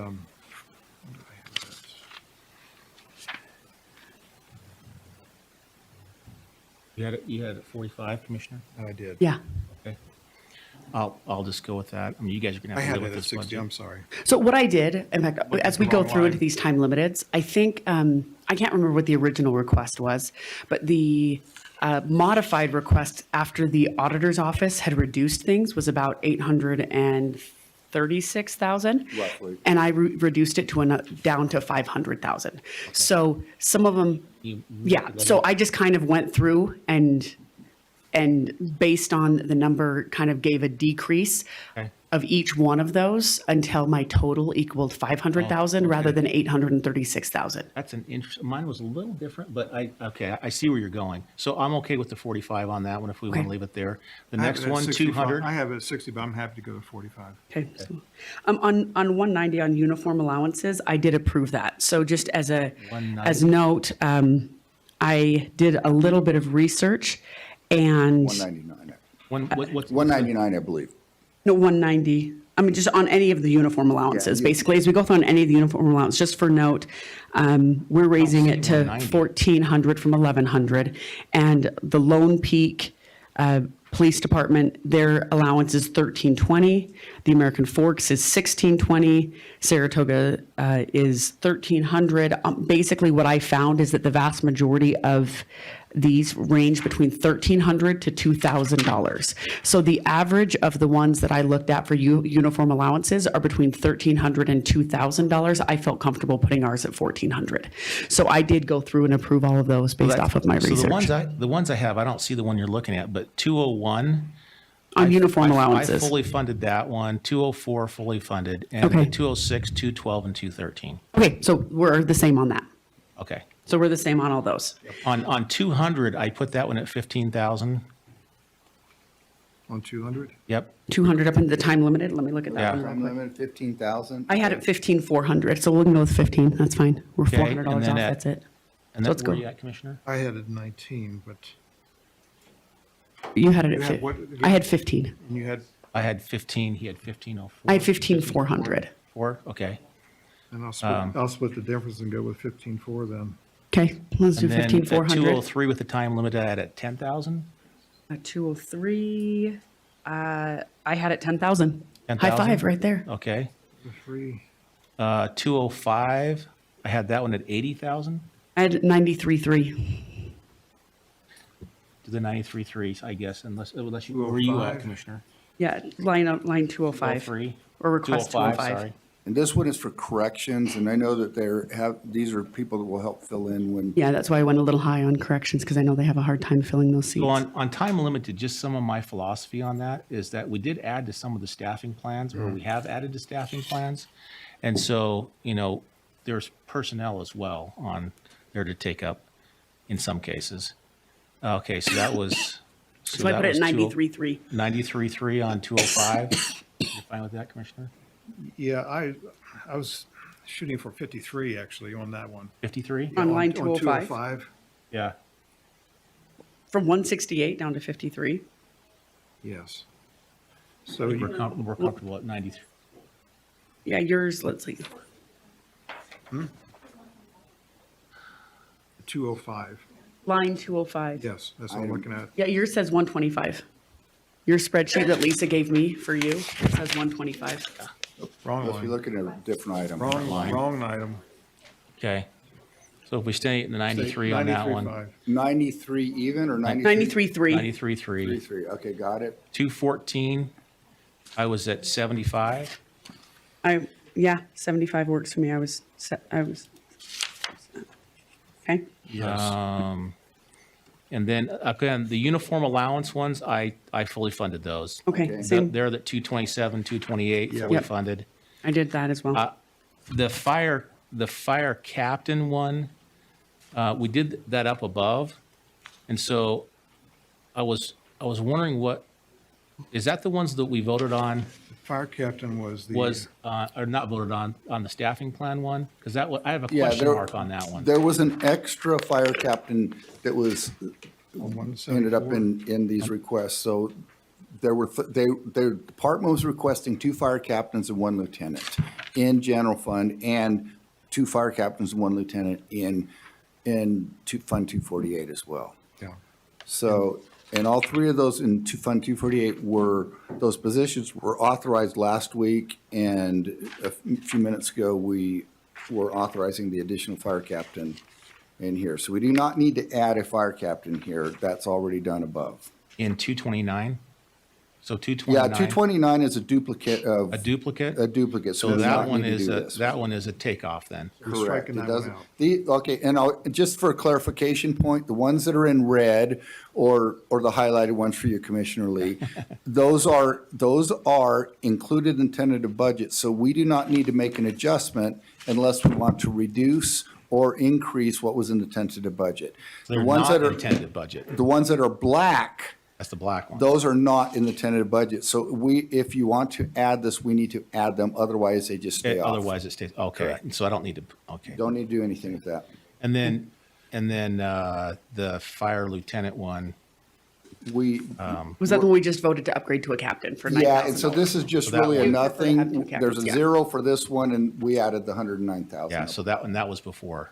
Okay, so let's get Next. down here and with the time limited, real quickly, let's go through these. Hey, Rudy, So, real quick on Yep. 226. We took out the $10,000 for active shooter, critical life-saving first aid kits and equipment. We took what that number? out. What request? I'm not to that line yet. Okay. We're not there yet. Let's, Let's go to the time limited 234. yeah, 234 and 235 for time limited. Okay. right. What is the All commission's right. preference on this? Commissioner Lee, what did you have on I put 234? 100,000 in that one. I put 130. And, and the reason why I went down on that one is because we're just adding fire captains.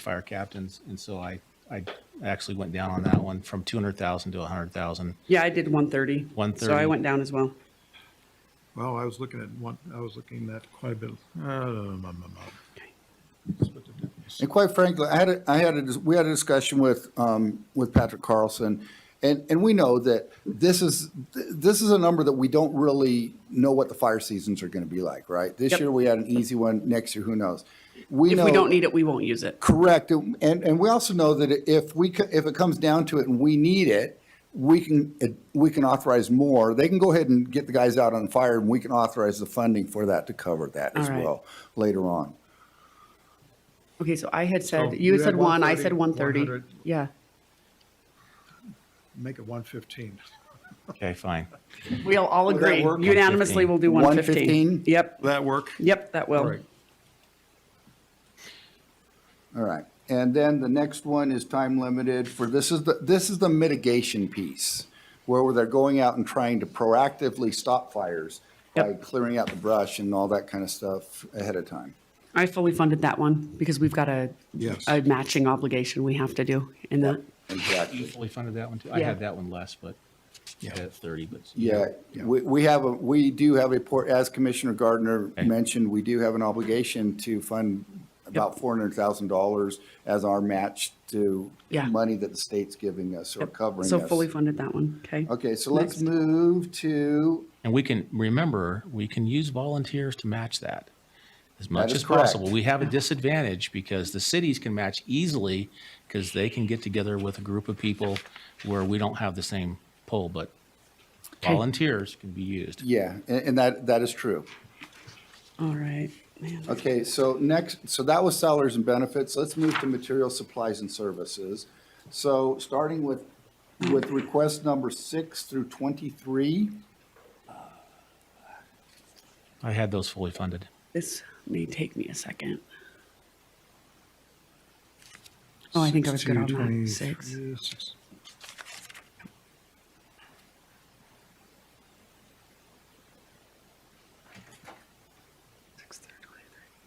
I'm going to And say. 23 is the one that is with the contract for the part-time judge. That is Yep. correct.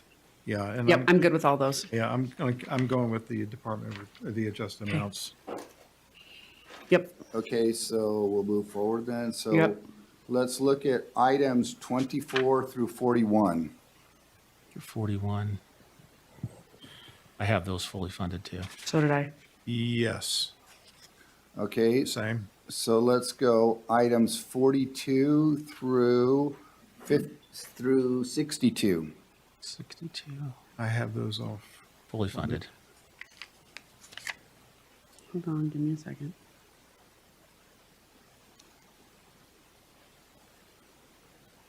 Number 49, the GFOA training, that's going to be in addition to whatever. Yeah, so what's going on with that is we're really trying to improve the knowledge base of our financial people in the county. So we're trying to get people involved with going to the trainings and learning and just That's the becoming. Government Plus Financial any of Officers Association. Yes, Yeah. that's a Government Finance Officers Association. Which I gotta there. tell you, that's a hopping party to go to. Government finance officers Oh, man, we know how to party. with calculators. Next week, there's an agenda item next week on this very thing. So Yes, correct. also, anyone with a CPA has got continuing credits that you need to Correct. do, and so that makes sense. Okay, Correct. we're good. Anything, so 42 through 62, we're all good? Yes, I'm going with the. I requested believe amount. so. Yes. Okay, so then let's go 63 through 94.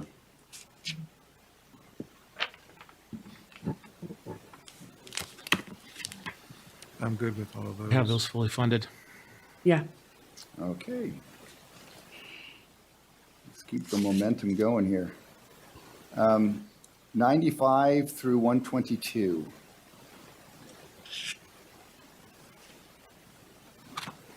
I have them fully Fully funded. funded. Yep. Okay. 123 through 147. Fully funded.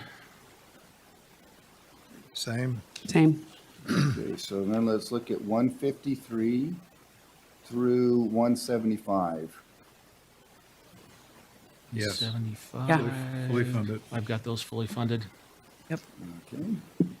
Let's go then to, let's go 176 through 224.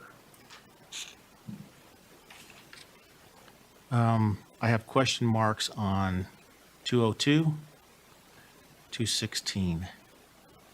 And, well, I'll just start with those. Okay.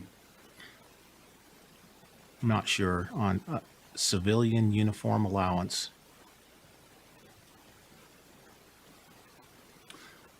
Okay, I'm good. I'm not sure what, I I, don't know what you're So voting on. I'm looking at cutting that in two. Aye. I was proposing 3760. I had that one fully funded. okay. Only because consider those guys that's doing the wrestling outside more in demand than those on the inside. So we're looking at item number 202. 202 for the civilian uniform job, uniform allowance. Okay, so I had that fully funded. Commissioner Sakovic, what did you I say? had that in half, You had that in 3760. half, and Commissioner Lee, what did you have? Well, I don't understand the civilian uniform allowance, I guess, because, and maybe that can help. Perfect. Matt Higley, Chief Deputy with, over the jail. So that is basically for the, well, it is for the nurses. Historically, the nurses have gotten significantly less uniform allowance than what deputies have got. And since we raised what the deputies were, we adjusted that for the nurses as well. Okay, so, okay. Yes. When I get it now. I think I get it. Because I'm hearing that these are employees of the county, but when I see civilian in there, I automatically Yes. think that It's we're for- putting it's for our uniforms on medical staff, our civilians to do, nurses. whatever. I'm in Pleasant Grove, I see the volunteer truck running around, So, okay, I get it. I'm fine with fully funding that. So So fully funded. We had two votes for fully funded on that one. So let's Now, move on on. the Rad Kids t-shirt, now, we're in the section right now where you have to add them in if we want them Yeah. in, because they were not included in the tentative budget. So I just make sure I get this. I'm impartial one way or the other, whether you want to fund them or not fund them, but I just want to point out the Rad shirts, are we planning to fund that or not fund that? My computer timed out. Give me a second. That one's not pulling up on. That was for It'll be easy enough. I had that one funded. which one are you looking at again? number 189. 189. I think I did too. I just wanted to Yeah, double I've got check. that fully funded. Okay, Okay, all right. that's good. Once more on the civilian uniform allowance for nurses. Historically, they've been underfunded longer than even the deputies themselves for 15 years. No, they have not been underfunded. They have been funded to a lesser extent of the deputies. And what we looked at was if we were going, so deputies were at 1,100, we bumped them up to 1,400. So we just looked at that percentage difference and just added that into what our medical staff has had in the past, that same percentage, and it jumped. That's where the increase is. So that's where you're Use coming the up with the ratio. 75-20. Yes, then. it's just the ratio. Okay. All right. You broke Now- my elbow again. And with regards to item 216, which you questioned, Commissioner Lee, the bureau-hosted training, my understanding is with these, this is what we were talking about before, where they would bring in a trainer. Instead of sending the deputies off-site and using time and money to do so, we're bringing trainers in-site so we can be more effective and more, cost effective in that and getting more people to have the trainings that they need in one group. So is training done here? Correct. And I love that concept, especially if we host it and bring others in who pay to be a part of the training, which then, I mean, that's how they usually do it, is they host it and bring the training in and bring others to come to offset the costs. So that's the reason why I put a question mark in there. I'd like to see more of that instead of us going to Florida for training. If we could do it here, if we could bring them here, not the same draw, I get that. But Hey, we got Bright Oil Falls. yeah, that's right. We'll do the training. at Well, Bright to Oak each his Falls. own. Yeah, right? I mean, In it's some- all different. In some training, this is Yeah. a lot more effective. In some training, it might be effective to go there, but And some I of them, encourage both. you just, it's more specialized and you can't bring a trainer in to do it all, right? Yeah.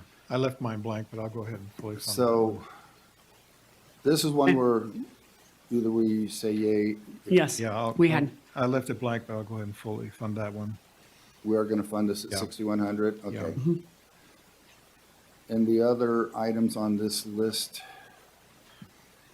220, yes, the $8,000 that's requested, that's going to match the weapons that we're replacing? Is that the concept behind it? what they have, the sheriff's office has gone in there, this is not the rifles themselves, these are other items. Replacing optics, sights, weapon light, different things that are other equipment related to the weapons. There's another item in there for $7,000, I believe it is, to increase the SWAT weapons themselves. Okay. Now, if you guys, if anybody wants to speak, Oliver, yeah. What pieces do these include again? So again, those are for weapons, lights, and accessories that attach to the weapons itself. To the Chief Deputy long Oliver, rifles? sorry. I'm sorry. To the long rifles? Yes. Generally, or it can be for some of our handguns. Most of the time, it's for our long rifles. Okay. How many pieces are we talking about? Well, however many operators we have, and multiple weapon systems for each operator sometimes. Yeah. Some have sub guns as well as their M4 assault rifles, and then we also have our snipers and their rifles, and then their assault rifles. So there's a lot of weapons. Because I was considering that one and the next one. So on 220, I funded that one, just since we're on that one. Okay. I'm trying to Commissioner figure out Garner, why do you- these- And give me a second. For 220,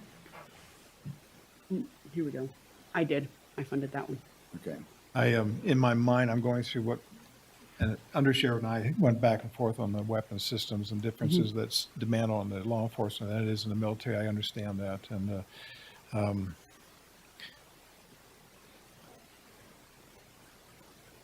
if we were to, well, it's already been voted to fully fund it, so I was going to do less than that, but I think I'll just go ahead and go with majority on this one. So we'll move on to the next one. 221? Did we say, was there anything on 218? Were we going to fund that one or not fund that one? Yes, we were. I didn't We have are. any, I didn't have any funding for that one. I had 218. the fully amount, 1970. I did. I had the full amount as well. Okay, all right. And now the radios, the question on this is, these are radios that are not covered by the radio fund, is that correct? Yes. So these are new purchases that they're going to have to make because they are not included in the recapitalization. Talking 221? That is 221, yes. I didn't fund that one.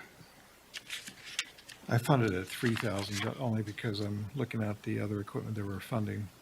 It's a nominal amount, but Yes, I funded that one.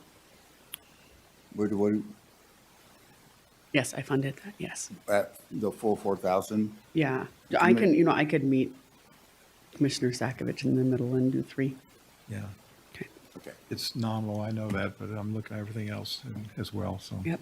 So And 3,000. then 224, we have SWAT, PPE, and technical equipment that are items that need to be replenished, and we haven't been. I fully funded 224, $2,000. I fully funded that one. Okay. So item number 226, active shooter rifle first aid kit. Now, I believe that we did purchase this in 2022. Yes. So So this that's- one, we do not need to fund because we have already purchased it in 2022. Okay, because Okay. it didn't make sense to withdraw it. I wasn't Yeah. sure, because I think we talked about it, but I was beginning to miss that. Okay, Yeah. good. Okay. All right, so now let's move back to the ones that were included in the tentative budget to start with. So now we're moving into the internal service fund charges. Now, I'll point out in here that there's questions about what some of this stuff might be and why it's internal service fund. So for instance, the first one I put on here, I added this, it was in the tentative budget, but it wasn't in the original list that I gave you of items that were new requests. For instance, this is the elections office setup. So we had $10,000 in the tentative budget for this. The reason it is in an internal service fund is because this is handled through the building maintenance fund. So, and if there are vehicle purchases, those are in here because they're handled through the motor pool fund. So I just wanted to give that little clarification here. So we're starting off here with item, it says 475 new up there because that was the next available one, going down to 185 on this page. Actually, 185, I'll tell you right now, that's an item that should be in the CIP program, not in new requests. So that it was a request, but that is going to be zero because it should not be included in our ongoing operating budgets. So we're looking at 475 through 172 on this page. And with regards to this, there are a couple of items that were adjustments in here. Item number 20, adding a computer for the drone pilot. This was removed because the request that they had for a pilot to fly that drone included a computer. So this is a duplicate charge, so I took that out. And number 66, that cargo van was purchased in 2022. So it does not need to be in there.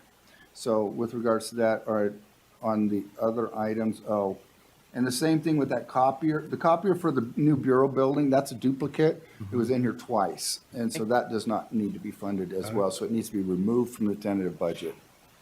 So I fully funded except for the ones that you talked about. Yeah. Same. Same thing.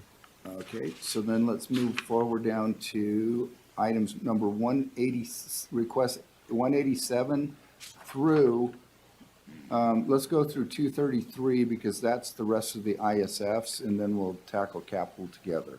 So these ones are ones that were not included in the tentative budget. So if we need to add these, then this will be additions to that.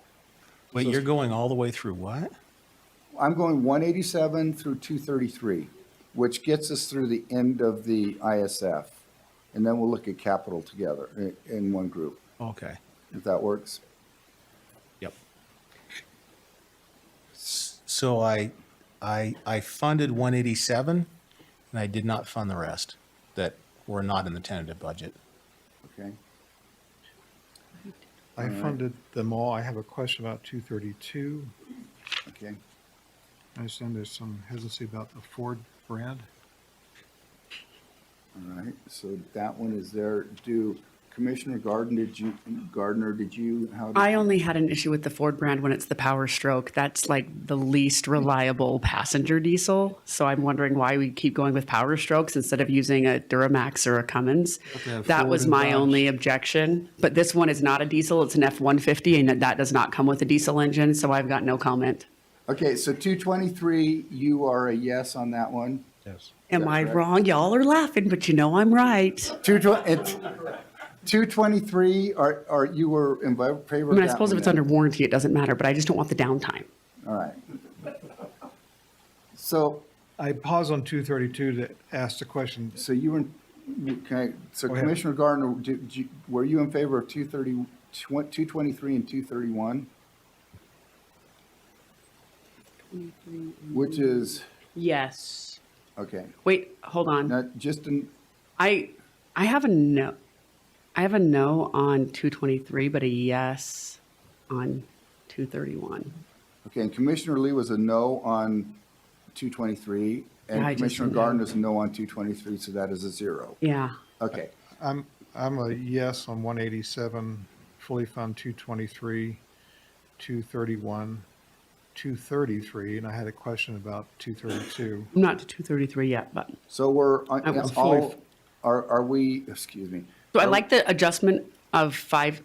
Well, yeah. No, so I was a yes on 187, a no on 223, a yes on 231, and a begrudging yes on 232. so those ones are good. So on 233, that's the Power Stroke Ford F-350. That's the one that I'm having issues with.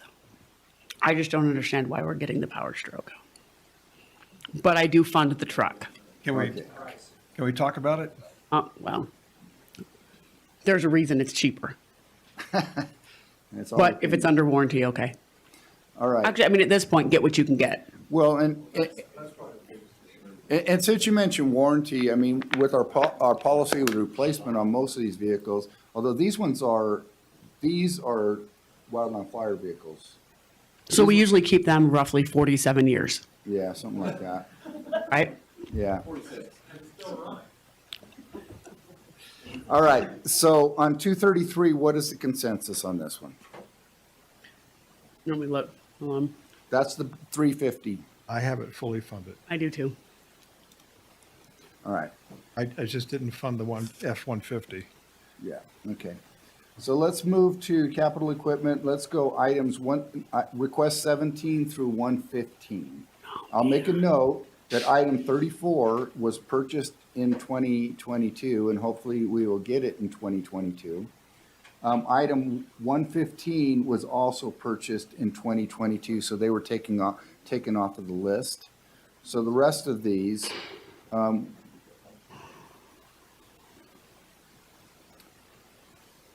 is there, so these are the capital 17 through 115, roughly 114. So are we in agreement with these or I'm any in changes? agreement. Any changes? Okay. So let's move forward then.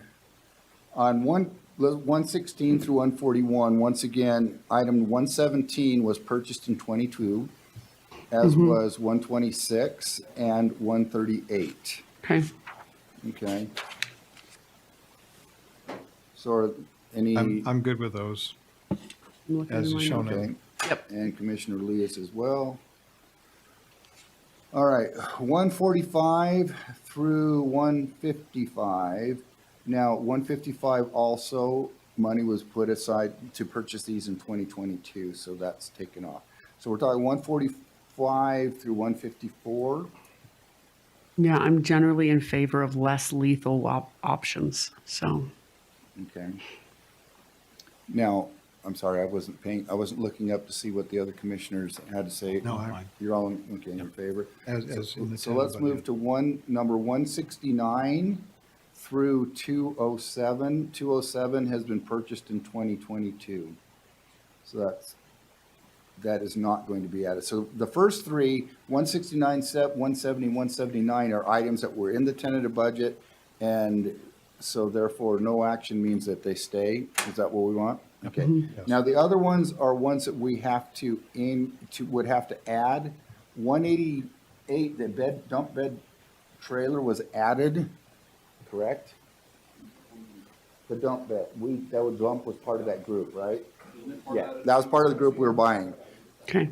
So that does not need any discussion. Now, there was a request for an increase in handguns. Normally, we spend about $10,000 roughly for handguns every year. They're looking for an increase because we had a big influx of them about 7 or 8 years ago, and there's a more higher amount than normal that they need to replace. In addition, the older ones cannot be retrofitted for the red dot optics, which is really important, they tell me, for what they do in the field and on the range, and so they are wanting to increase that. I'm good, excuse me, as request of 191. I spent a lot of time with Under Sheriff on that one, and we try to compare military and law enforcement, and it's not that the military likes suicide, it's just that we have a larger replacement source. Yeah.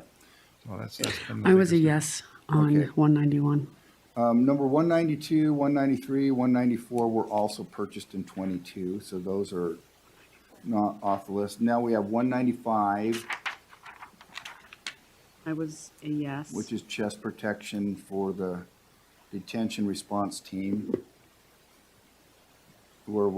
Is there a second I'm yes? fully on- fund 195, Okay. 220, or excuse me, 2200. And what about 196? That's a replacement of gas masks. For my part, I'm thinking, how frequently do you use it? How old are the, I had the same, in fact, on both of the requests for gas masks. I mean, I guess it was just, no, I have a duplicate here. Just on the gas masks on 196, I had a hold on there. I wanted to discuss that a little more. One of you sheriff people?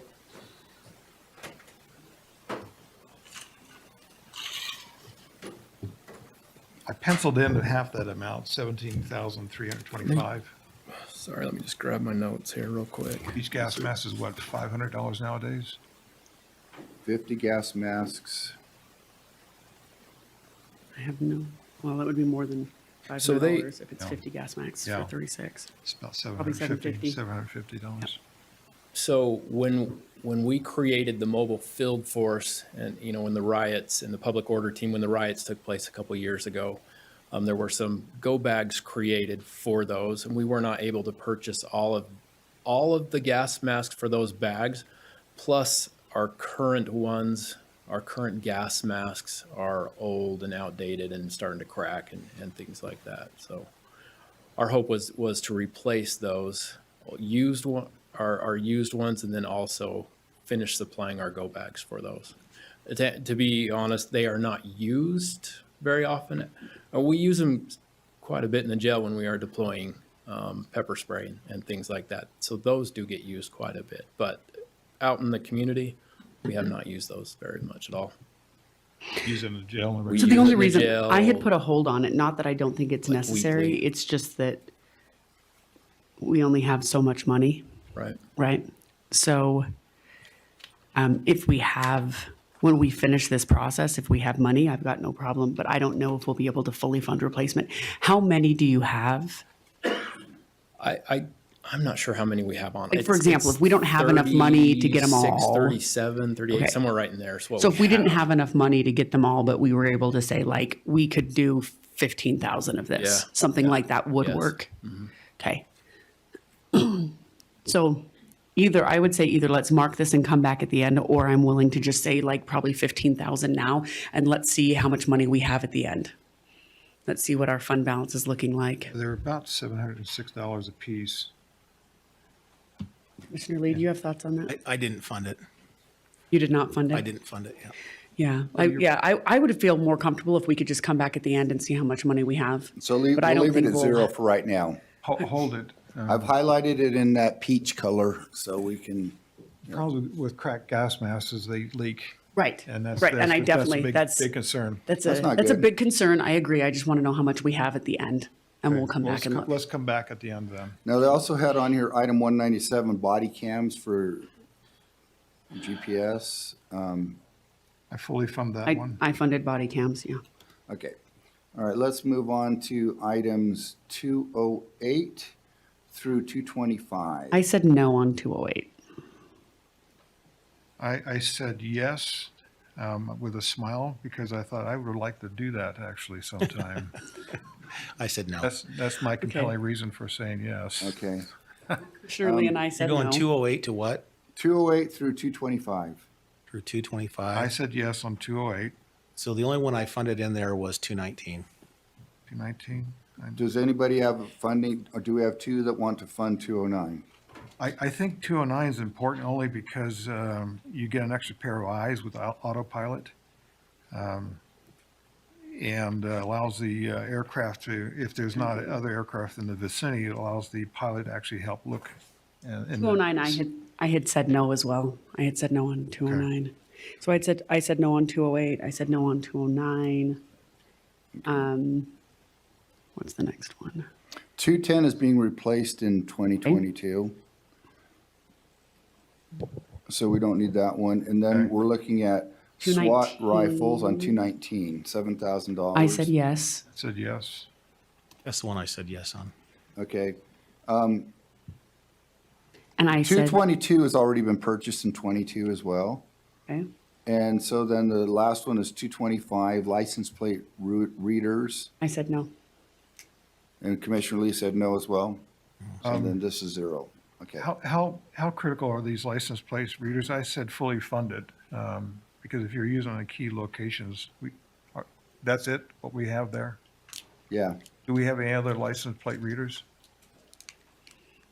And just to put in perspective, this was priority number 19 on the patrol department, but not meaning that it's not important, but there are other things that are more important. Which is why I had said no, is there were other things more important. We only have so much money. I understand. Chief Deputy Oliver again. It's just something that we've come across where other cities are starting to put them in. They can be used for proactive crime enforcement. We would like to put them at the mouths of the canyons where we have a lot of people go up to commit suicide. And then those will, if we have those people, the cities call in and say, hey, this, my dad just left, whatever, give a plate number, the car description. We can put that in those programs. Those cameras will pick those people going through up the canyons. We've been able to maybe respond up there to locate them, maybe offer help before they had allowed to do it. So it's a stationary camera. It's not a moving one. Like we've had other moving LPRs, but this is a stationary one for those areas. Yeah. I was looking at that like excuse me. I was looking at this as I was looking at the autopilot, that the license plate reader serves as basically another pair of eyes, because it will pick up a plate that you're searching for, and it'll give you an alert. The car coming up is somebody you want to visit with. And so that's why I thought it'd be useful to have that for my part. We'll ask him next year.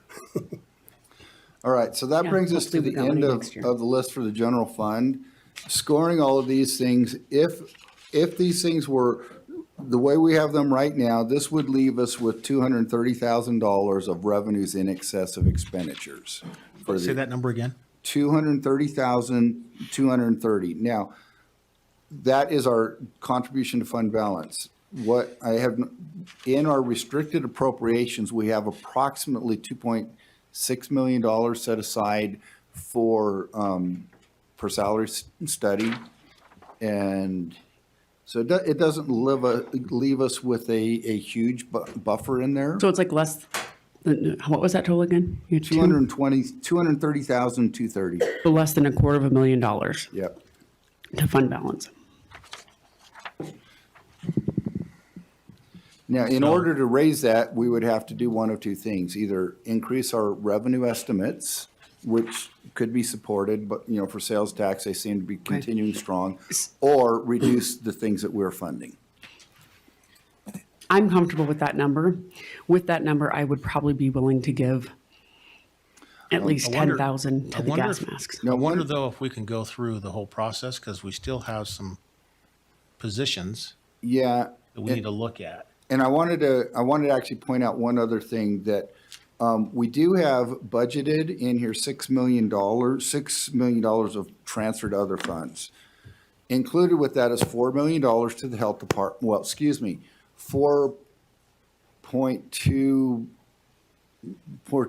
4,250,000 or something like that to the health department. And one of the questions that has come up is, how much do we want to fund the health department? I would be fine reducing that to 4 million, but I don't feel comfortable going much below 4 million. I think we're going to have trouble with the state legislature if we do. When we were talking with them a few months ago, when was that? April? The legislature? Yeah, remember that subcommittee we went to go? Yeah. American Yeah. Fork.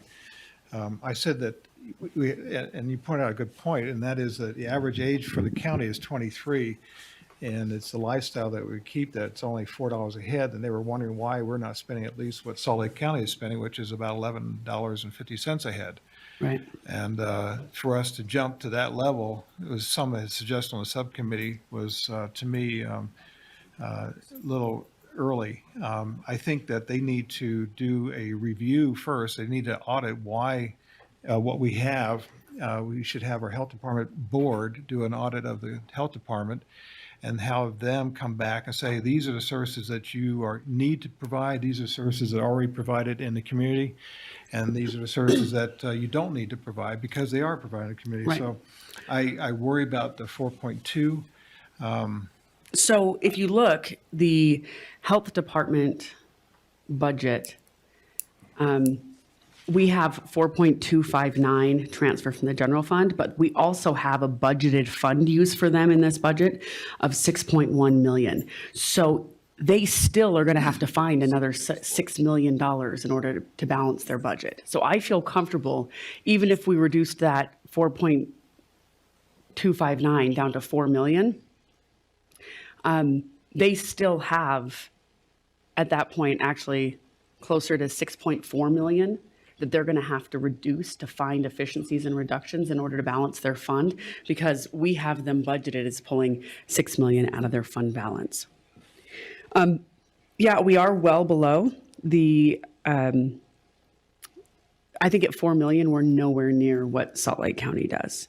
Yeah, I think for us to catch up, we would have to spend an extra $7.5 million. I'm fine with the 4 million, for this reason. The state, if they're going to jump up in funding, they're going to go to the 6. They're going to go to $6. That puts, right now, that puts us at 5.7.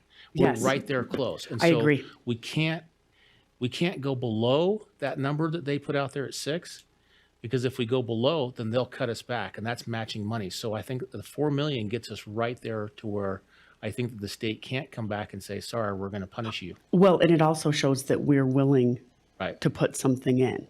I agree. I think that we need to not go below the 4 million there. But if we go higher than that, it's going to weaken us when we get up to the state legislature and we have that battle that, well, Agreed. I say you guys are going to have when it comes You're to still a next year. resident here and you I still have know, to pay the and taxes. That's going to be a fight that needs to be I had. agree. I think And you're if we right. go above it, then we're going to be signaling the Yeah. wrong way. In fact, on this same note, when we do our budget adjustment on December 22nd, we're going to need to add some in because starting in October of 2023, they're going to audit the previous year's contribution, according to the bill that they're putting forward this legislative session.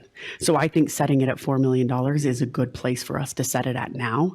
That gives us the ability to do that in the year-end budget adjustment, which will amend the 2022 budget, and it shows the state legislature that we're willing to throw down, which means we're willing to come to the table. So the whole reason why we budgeted last year was to allow, because they had such a big surplus. And so we wanted them to use their surplus monies to come down. Yeah. But then the state But got at a this hold rate, of it. we, not only that though, but at this rate, we'll be out of that by next Right, year. right. And we wouldn't be able to, so we still have to do the audit. We're still going to have to reduce $6.5 million because as is, that fund balance is gone and we don't have enough excess to cover that in 2024. Yeah, and to your point on all of this, that's why we need to have the health department engaged in this much sooner. So we can go back there and bring facts, not just simply, this is what the differences look like on the screen. That doesn't capture what's going on. It misses the point. And the reason why we had to use the fund balance, because they hadn't used it for years. I forgot how long. They never had to dip in it because the amount of grants they received was sufficient to cover what they had. With that said, we're going to need a North Campus and we're going to need a South Campus. That's And what I would happened. prefer for at least a portion of those to come out of their fund balance. So I don't necessarily want to see their fund balance gone. Otherwise, we're going to have to bond for those buildings and I don't want to do that. Yeah, we've got some land evidently in the. And to be fair, Right. we budgeted the use of fund balance at a large amount in 2022, and also in 2021. The actual revenues less expenditures was significantly lower than the amount that we're budgeting for them to use. Yeah. So they're not using that entire amount that's being budgeted, which Yeah. is. Which is good, because otherwise Yeah. we'd have been We'd be out. in big trouble, Which is right? part of the story for, And that is year. part of the story. Yes, that's part of the story for next year. And I think right now, we have engagement from the auditor's office, And- from the commission office, and from the health department. Absolutely. And the health board. Yep. So we have several different groups that are, attacking this thing. Yeah. But even with us attacking it, we're still going to need. association. Yes. To wrap this one up. But we don't have the sheriff's department on that attack, so. To wrap this one up, I think I'm happy to go with the 4 million to the health Yeah, department. so what that does is it reduces $259,370, and that increases that contribution to fund balance to $489,600.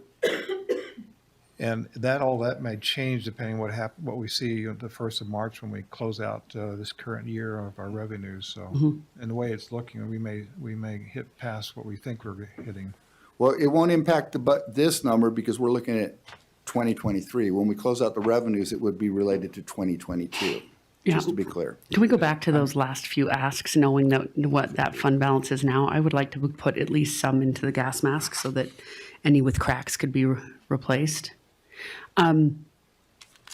Commissioner, I wonder if there's a couple of items that I think we need to address. I don't Yeah. mind going back to that. Yeah. But for instance, in the clerk auditor's department right now, they have a deputy in there, which that position I think needs to be eliminated so that that position goes away. So that Yeah. would be a reduction, not the chief deputy. Yeah, I thought, I thought the staffing plan that we had voted on was reflected in this budget. No, because that was Yeah, just. the funding for those positions has not been removed from here. Yeah, so that needs to be Okay. removed. Okay, Because what I'm trying to do is add and subtract to get to what Gotcha. you're looking at. absolutely. And then the others are, we don't have in here, what do they Yeah. call that one? There's a supervisor in the clerk's office, Yeah. which is for, what do they call that, Rudy? I'll have to find it. They again. called it public service is what it was referred to the other day, but that's the marriage and license and passport Oh, supervisor. no, I'm talking about this other one. I'm talking about the clerk administrative services. Okay, would be that's over- in Fund That would be 6. over the records, and then we also wanted to move that position out here with Teresa's position underneath it, and then there'd be an office specialist underneath it. And so we don't have that in this budget either. Correct, and that's in Fund 680, so the administrative services fund, that particular So one. that's not in the general fund, Okay, right? That's okay. in the A and C Good- fund. Good to know on that one. So Yep. we'll have to Admin adjust that services. one. And then there's another confidential secretary that needs to be assistant, I should say, confidential So what we need assistant. to do is take the chief deputy position and reduce it to be a But we should confidential reduce secretary. and then add, because they're not the same in funding, right? Right, So right, you that's what I have- mean. So we got to get rid of the chief deputy position and add the confidential assistant position is what you're saying. Right, and then there's the supervisory position in the marriage and passports. That's the supervisor slot Would be added would be added. because we voted on Now, that. that one's not A and C because A and C is on the tax Correct. side. So this will be a general. Was fund. that not added in this? I mean, because It's you not. reflected that it wasn't reflected in the original tentative, but it should have been reflected in the staffing plan that we voted on last week. The staffing plan, hold on. I just was thinking that, so just let me back up real quick. Regarding the auditor's office, that's in Fund 680 also. So can we take that Right. separately from this? And then you're talking about the position of the supervisor in that area. Yeah, that we over- voted on last week. Yeah, the problem, reason I could not put that in here is because I don't have a cost estimate of what that position would be. That's why I asked Ralph to be here. So hopefully he can come up and clarify some And of I that. know that I requested this today, and they've been working on this, and I don't know if we have a number for that one. Oh, yeah, and I thought those changes had been reflected. Well, I did too until I started asking. And I've got a point on this as well. And I've been in meetings all day long, working with different commissioner All night departments long. on budgets. All night long, So Barry. I think Ralph's actually sent this information to me, and I just haven't had a chance to look at my messages. Ralph Barnes, HR. Can we start with the one in marriage and passport, that supervisor position? Public services supervisor is estimated at 61,152 in salary and 37,929 in benefits. 17, 61,152 in salary, right? 37,929 in benefits. 37,929 benefits. Is that equivalent to a 723? That's equivalent to a 722. And then you've got to have 4,000 for computer and phone. Correct, that would be up to the department to add those additional costs on. Which, We do the estimates on wages and benefits. and that would generally be a good estimate, about $4,000. About 4,000 is what I had. So if we added those all together, that would be, what's the total with the 4,000?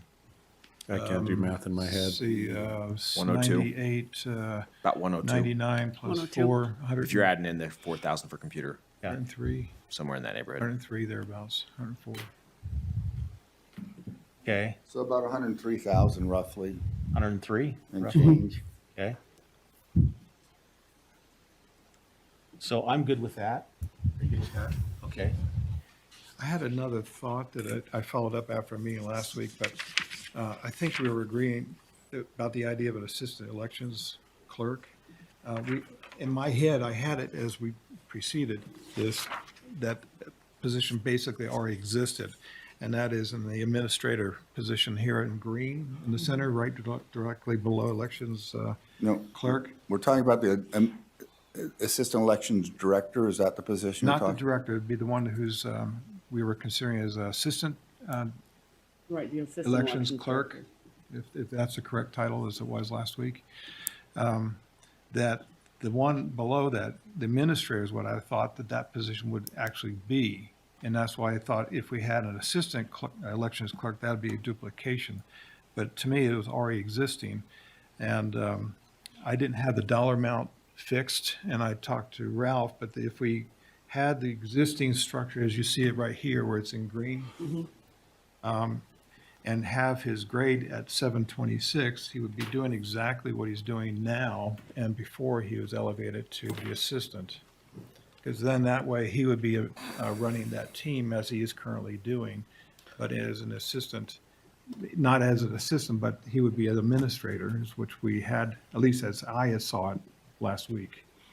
And then scratching those two And out, then is that what scratch you're the saying? two, yeah, scratch the two voter outreach and elections clerk, which they've already done previously to have Yeah, that I would- assistant created. Yeah, Tom, I agree with that. So what I was thinking that if we no longer use the voter outreach position, elections clerk are gone.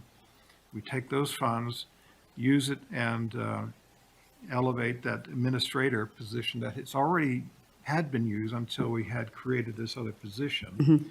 Because I had lost in the dialogue that we were creating something in addition to the administrator part, if that makes sense. So I missed that last week. And so to me, this way, he's doing what he's currently doing as an administrator, So you're not adding a new position? not a new position. You're just changing it? Because part of the problem I had was adding a new position that the new person doesn't have influence on to say yes or no to. But in this case, you're doing the same thing, but you're just adding money Yes. to one position that's already there. Yes, and the 726 circle, That's that's what the you're grade doing? level. Yeah, so it's just adding money to a position that's already there, but eliminating another position so that it's cost neutral. Okay. But it's a position that's already there. All right. That's what I understood, right? Yes. Okay. Yeah, and I would agree with that. And again, that's the position 726 that I circled. Okay. That's the grade level he'd be paid at. So Yeah. there'd be no change to what he's doing right now. So So also- do you have that? Do you have, I mean, is this as clear as mud or worse? Well, I can show him real quick. I just added the marriage license. No. so- Well, I call it marriage We license. just changed know- topics. We went from marriage license to We're clear elections. on another side now. So here's what we're doing. So on marriage license, we added that. Yeah, and I put that Okay, in a so you budget got that now. done. The other thing we were doing was getting rid of the chief Jumped on us. deputy You and jumped adding ship and then you confidential started swimming assistant. the other way. Yeah, so. Right, getting rid of chief deputy and adding confidential assistant, right? Yes. Okay. But we have to, and Yes. you have the numbers on that because Yep, he's he got the needs numbers the on that. numbers. So we're doing three things real quick, right? And I'm looking at you two to make sure we're all on the same page. Confidential So assistant. we're getting rid of confidential, getting rid of chief deputy and adding confidential assistant, so that's one thing. Right, Second thing was adding the public services supervisor at around the 722 for $103,000. that's the Right. marriage license, Cal, I Okay. got that one. And then the third one would be, Getting rid of those voter, two, but then putting in this position here. Do you see that? yeah. We shouldn't use names in the public meeting, that's why I'm Right, pointing instead. so of- So you're- voter outreach, Yeah, and we get rid of voter outreach and we get rid of elections clerk. but then we add this, which is a position that exists today, essentially. Yeah, and then we add the administrator. Administrator, right? Right. Yes. He's But administrator. there's one more, right? Because, so you did the one on the one side with the marriage and licensing. That's the $103,000 one. Yep. And then there's the one on the other side. Clerk On the administrator. clerk administrator. Oh, okay. And then this one here. Right. And I don't what's, have the numbers on that one. Well, we should have, Oh, we could have that from today. Okay, well, that's Fund 680. I want to make sure we're speaking of Clerk. the same thing. No, this one Clerk administrator,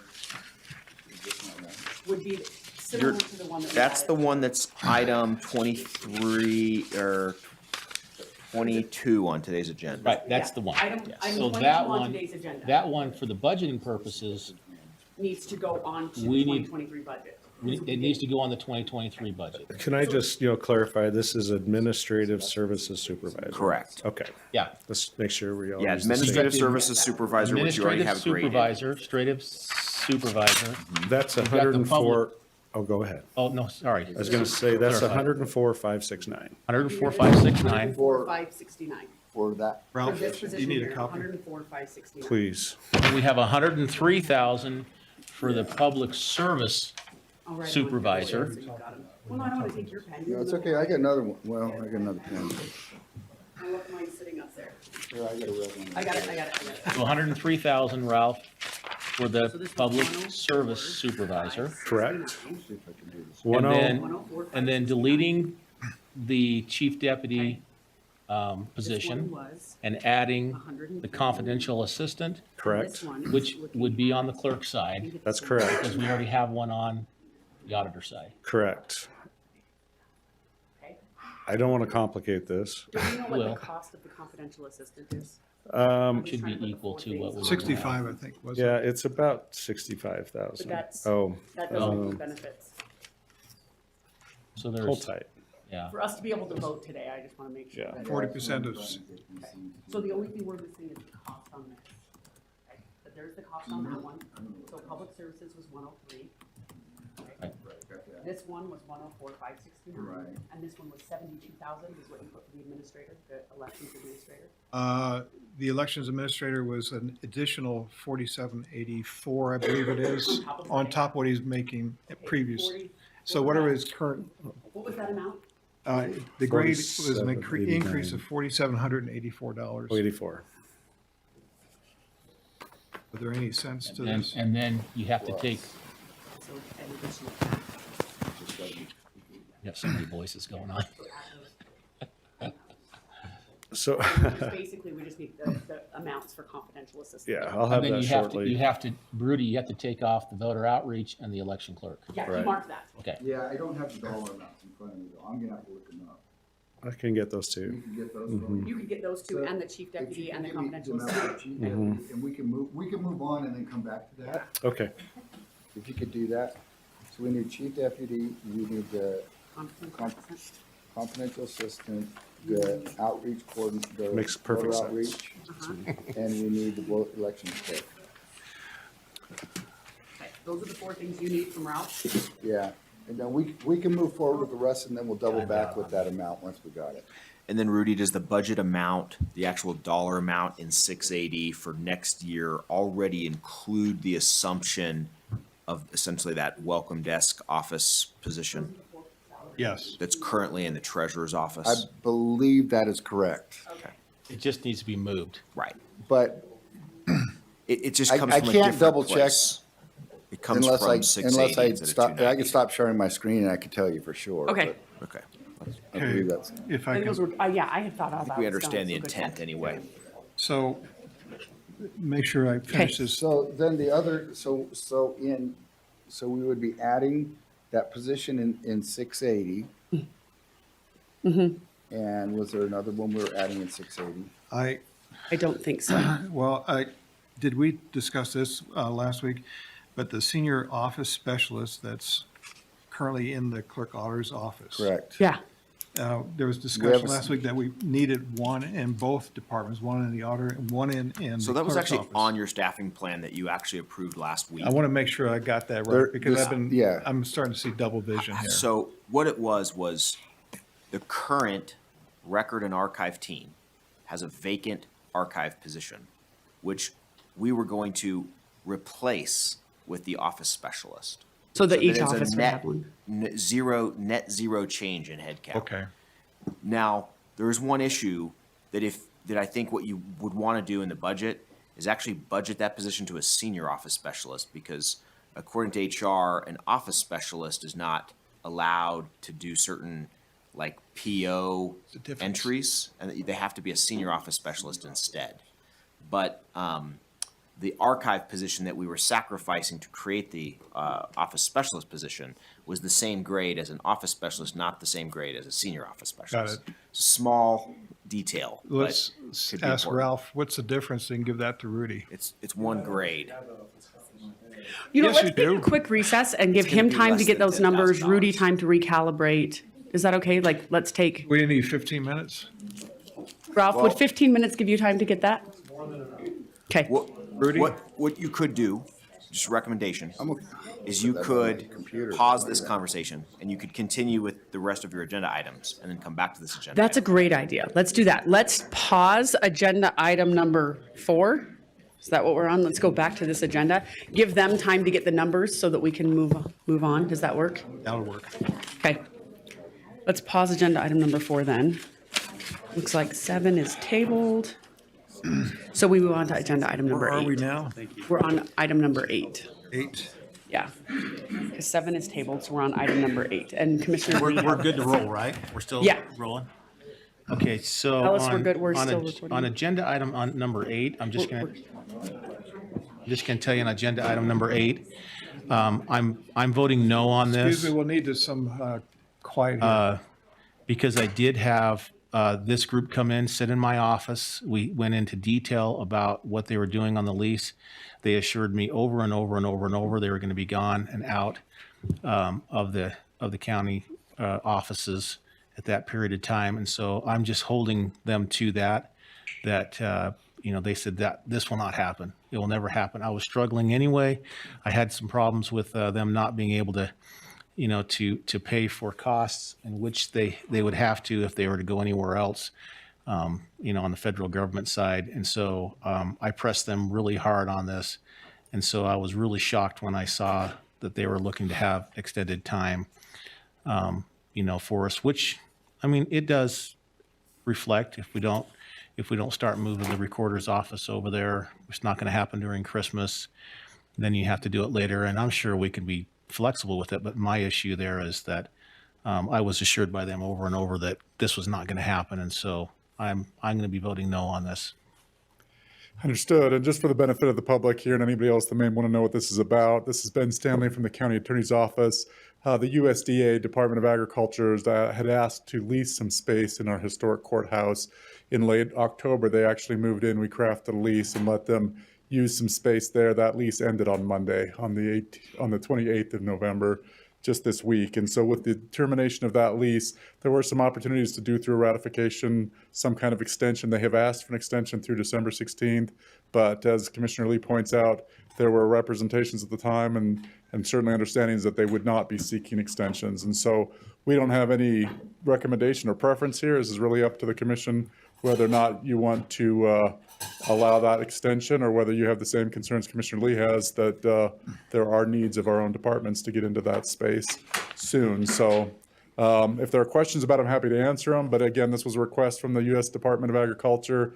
We have accommodated them already. That it may be a moot point at this point because they are no longer there. I understand that their lease terminated on Monday. So We have a comment. Peter Quittner, Utah County Emergency Manager. I spoke with this group yesterday or the day before.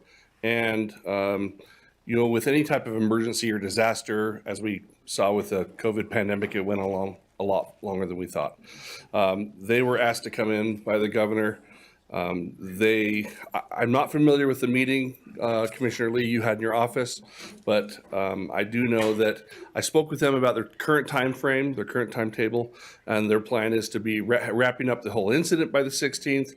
They actually have targeted dates to get their people out starting on the 10th, and they're going to transition people out, equipment out, and so they expressed to me just recently that they are in the mop-up phase. This just keeps them from having to go lease a facility or rent a facility somewhere for another little, 2-week period. So, Yeah, the big concern is that we needed to get that space so we can begin working on a recorder's office.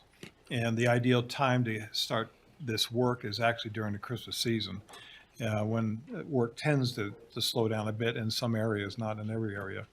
But that's why this was a must-do deadline date. sure, I'm just giving you an updated Yeah. time frame if that helps. Yeah, Recorder has something to add here? That'd be great. Andrea Allen, Utah County Recorder. We had a meeting yesterday with our architect team, and we are most likely not going to be ready to move before the end of December, so it would not have an effect really on me if they are in fact out by the 16th. Couple of weeks is You not say going to you're not have. likely to move before the end of the year. What does that mean? Is it That like end of means that- January, June, August next That year? means I don't know. I just know that I'm not moving before the end of this calendar year, Okay, so not in the month of December. not in the month of December. Okay, thank you. That's That very doesn't mean helpful. that they may not start making adjustments over there, but it will not be before the 16th of December, so So it doesn't affect you. it doesn't affect me. Just Okay. want you to understand That's not my that. issue. My issue is that they sat in my office and told me. And I said, well, why don't you, if you want to lease if you want to lease it from us, that's a different situation. But they sat in my office and said, I can guarantee you we'll be gone. And they're not. So, and I went back and forth and I said, I work for the federal government. I've seen this. You're going to ask for an extension. Guarantee, not going to happen. Here we are. So I mean, you guys can vote whichever way you want, but I'm not going to. That's absolutely fair. In that way. I'm okay. If it's not going to affect our staff, I'm okay with it. You have a great point, Commissioner Lee. You have a great point. But I didn't have the same conversation with them. Right. So, and I'm okay if it's not going to affect our staff. This is not going to affect Public Works in any way? I'll make a motion to approve item number 8. Given that, I'll second the motion. Understanding why. Yeah. Yeah. I get We it. don't fault you. We're good. Okay. All in favor, say aye. Aye. Any opposed? Aye. Passes 2-1.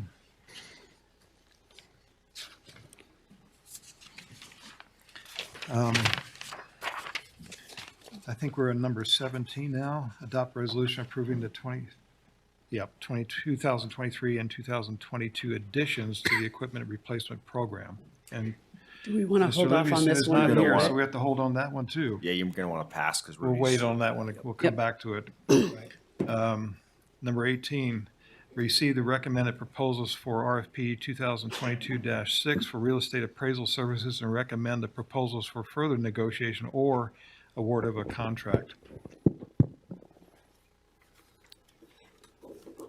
So in this case, we're open to a multiple award contract. The top three, Robert Baxter, purchasing manager. The top three vendors were the Cook Group, DH Group, and Valbridge Property Advisors. The evaluation committee is actually recommending that you approve all three, but it's up to you to approve any or all of them.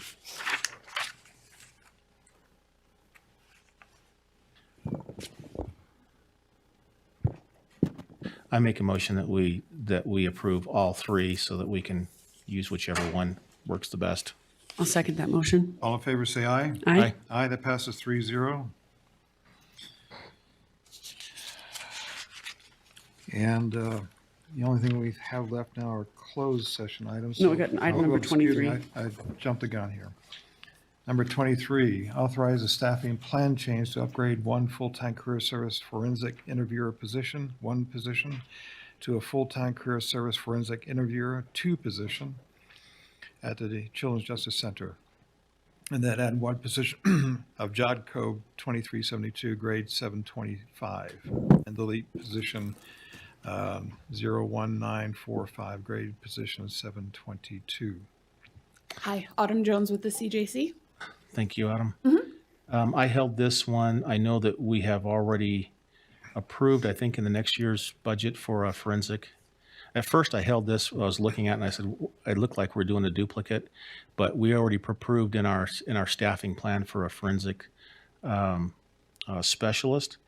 And so I was wondering why we're doing another one, where we're upgrading that position if we're already, is the one that we have approved, I didn't look close enough to see if it was at the position 1 level, or is it at the position 2 level, or whatever it's looking at here?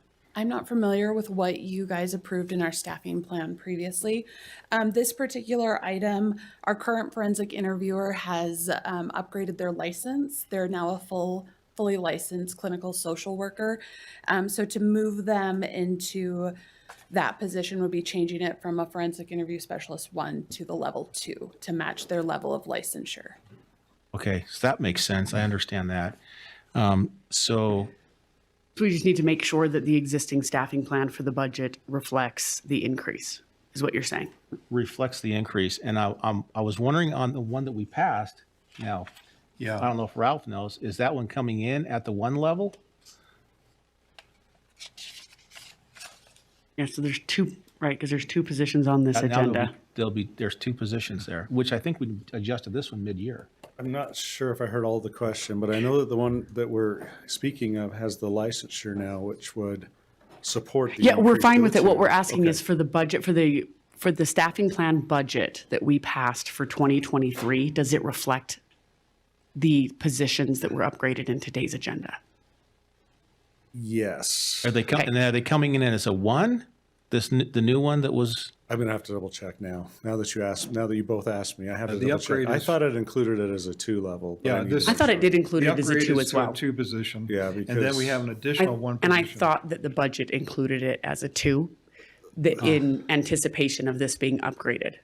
so I just wanted to check that to make sure that we reflect it the Because we're correct about to way. pass the budget. Yeah, as we pass the budget, Okay. which, He's trying to run all the numbers from the, If necessary, we can continue this one week and, well, no, let's not continue. no, Yeah, we wanna can do it. pass it. Yeah, yeah. Because I'm just gonna check the staffing plan that it's a 2. Okay. And if it's not, just give Rudy the difference. Okay, staffing Yeah. plan 2 for forensic interviewer specialist. specialist. Okay. As well as the other one that was on the agenda. I don't have to, tell you guys that once they get licensed, we really have to upgrade their pay. sure. Or we'll just lose them. Yep. So, And we okay. definitely don't want to do that. Well, we know not. Okay. Okay, anything else? Yeah, was there anything else? No. Any other questions for me? Okay, thank you. I'll make a motion that we authorize that staffing plan change as stated in number 23 on our I'll second agenda. that. all in favor, say aye. Aye. Aye. Aye, that passes 3-0. Okay, I have some data for you if you're ready for it. Oh, it's probably more for Rudy. Is it writing? Should I wait for Rudy? Yeah, probably better. Okay. You got the numbers? Yeah. Yeah, I do have the numbers. Let's, so I think, is that the last one on our agenda that we don't need Rudy for? That is the last. yes. Let's take a recess then and you can get with Rudy and give him those numbers. Okay. And then, does that work? Alice, let's, 10 minutes? 10 minutes, would that work, you think?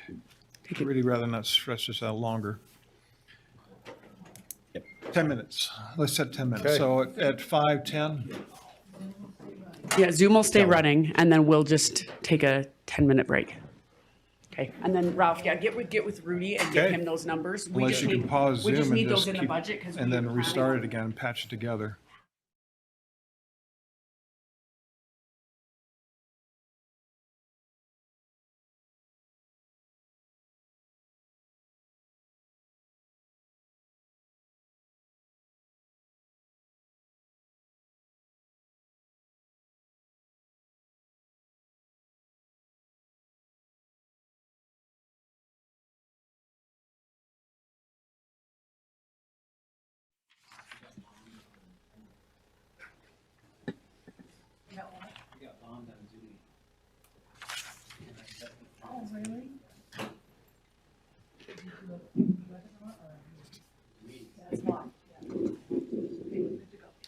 Okay, we welcome everyone back after the recess. We are going to go into close, but before we do that, we're going to, after close, we'll go ahead and go back to agenda item 4, 7, 1722. So, Mr. Chair, I'm wondering if we should table agenda item number 4, just so officially it's tabled as we go into a different meeting. I concur with that. Yeah, So all in favor of tabling number 4? Aye. Aye. Aye. Aye, it passes 3-0. Number 4 is tabled. Number 7 is tabled. I Number guess we 22 is tabled then tabled. 17 as well, Yeah. as part of that I'll make a motion to table item number 17. I'll second that. I second that. All in favor say aye. Aye. 4 and 17 to be tabled. And so we'll table that until after close because we're waiting on information for staffing.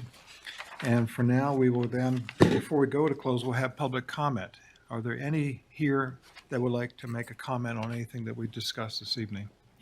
Come forward. If you've on got up. public comment.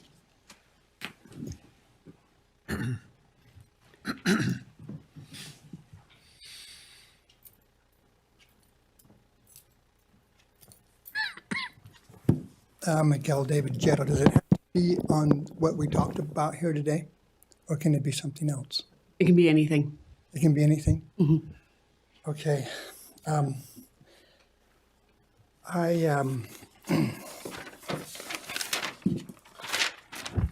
First of all, I'd like to commend you, commissioners, for your, I haven't done the Pledge of Allegiance since the 3rd grade, and that felt really good. I ought to come here more often.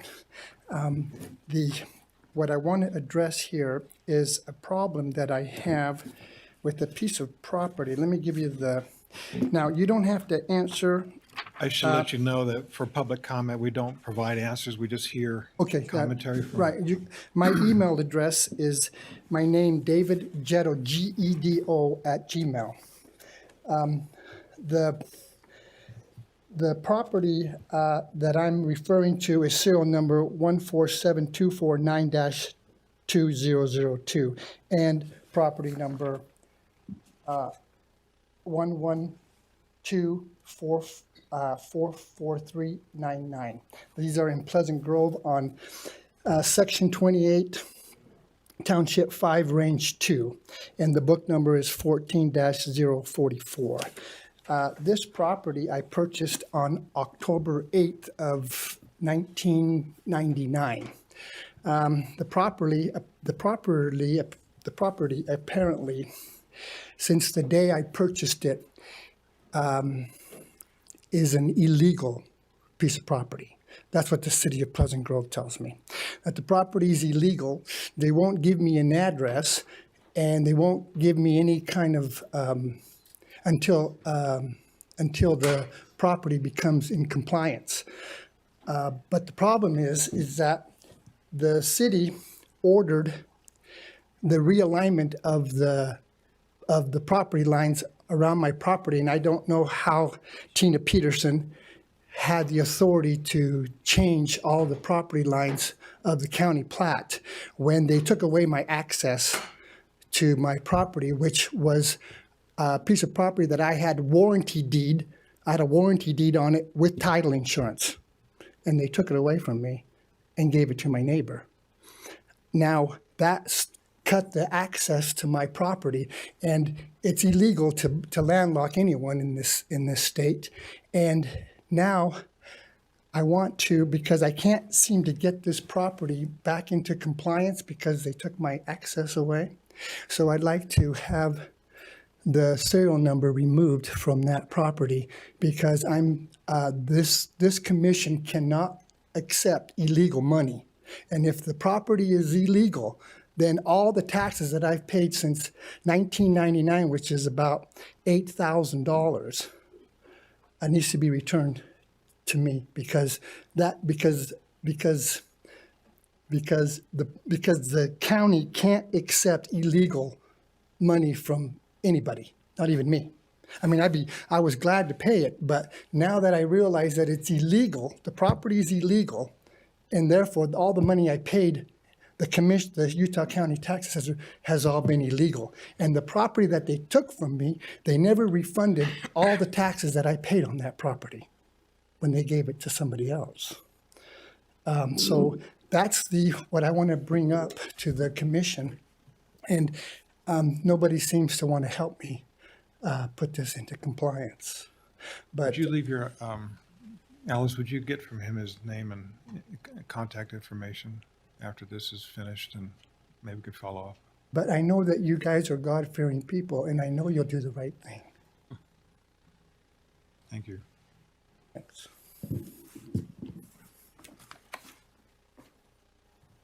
Are there any other public comments? Alice, are there any online? Okay, then that concludes this meeting, and we'll go into close now. Thank you, everyone.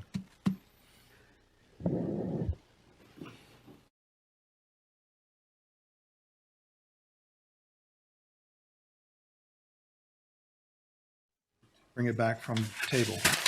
So moved. I'll second that motion. All in favor, say aye. Aye. Aye, that passes 3-0. I will make a motion to approve item number 7. Second. All in favor, say aye. Aye. Aye. Aye, that passes 3-0 as approved. Number 17, adopt resolution approving the 2023 and 2022 additions to the equipment replacement program that was tabled. Do we have a motion to bring it back? So moved. I'll second it. All in But favor? I think that we need to have Rudy at least explain, Yeah, let's bring it back. because it goes over 2 years. It goes over this year and next year. I'll just Okay. explain what we're doing here. Do we just need to vote to bring it back up from the table, though? Oh, yeah. Just got to take Did a we vote do real that quick. already? Oh, I motioned. Okay. We'll just hold the motion. So we just need to approve it. Yep. So aye. Right, because we, Yep. So you called for the vote? yeah. Aye. Aye. Okay. We All right, already we'll get back. thought we did that, but We'll get me back on Zoom in a second.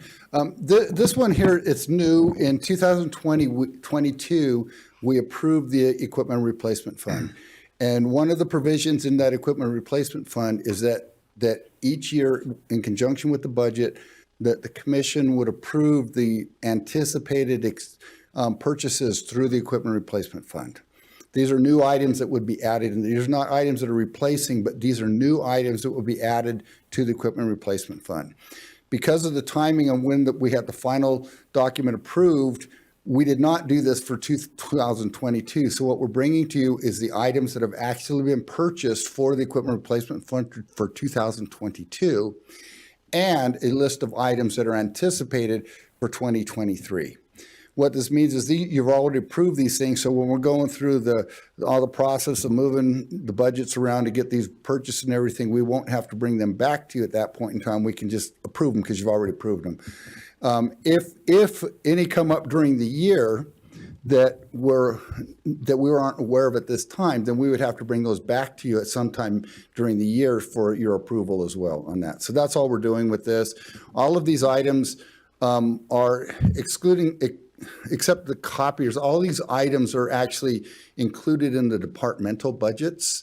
The copiers, for the most part, I think all of these are actually going to be able to go in without having significant, budgetary impacts on the departments for these new copiers. So. okay. I've gone through it, and I don't have any questions. I don't either. Commissioner Lee, do you have any? Nope, I've looked them over. I know there's some on each year, and I'm fine with them. Okay. Awesome. Okay, I'll make a motion to approve item number 17. Second. All in favor, say aye. Aye. Aye, that passes 3-0. We're now on to bring back these. Item 22. 22, bring it back off the table. I'll make a motion to bring item 22 off the table. Second. All in favor, say aye. Aye. Aye. That passes 3-0. All right, I'll make a motion to approve item number 22. Second. All in favor, say aye. Aye. Aye. Passes 3-0. Nope. Nope. Nope. You never said nay. I'm opposed. You're opposed, so it passes 2-0, or excuse me, 2-1. 2-1. Excuse me. All right, I'll make a motion to bring item number 4 off the table, and we can continue where we left off on the budget. And all in favor, say aye. Aye. Aye. Aye. That's off table. All right, Rudy. We're getting signed into Zoom right now. Okay.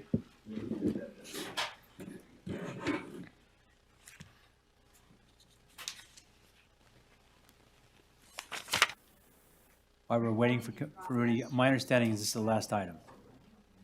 Yes, You've already had closed sessions, you already had public comment, so this is yes. it. That is my understanding as well. Yes, I'm muted. You can't mute me, just mute me. Just like you can't mute me.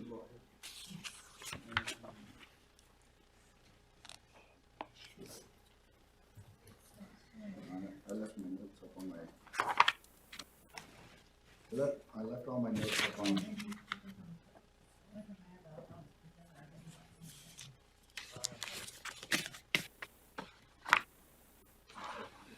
That's good enough. It's it.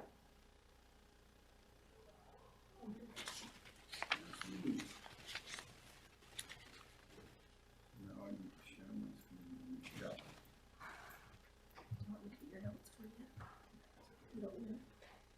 Yeah, well, yes, I probably should. But I'll go off of these. No, that's fine. I think I remember what we got. Okay, so where we left off, we were looking at some items in the general fund that we wanted to adjust. And let me get back up there. We were working at 195, the 225, I believe. And then, yeah. And of course, I left all my notes up there, but I think we're okay here.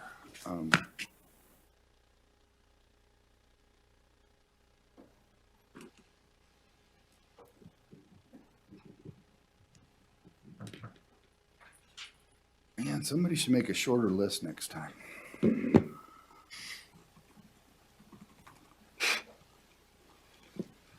Okay, so we are at, the general fund list goes on and on and on and on forever.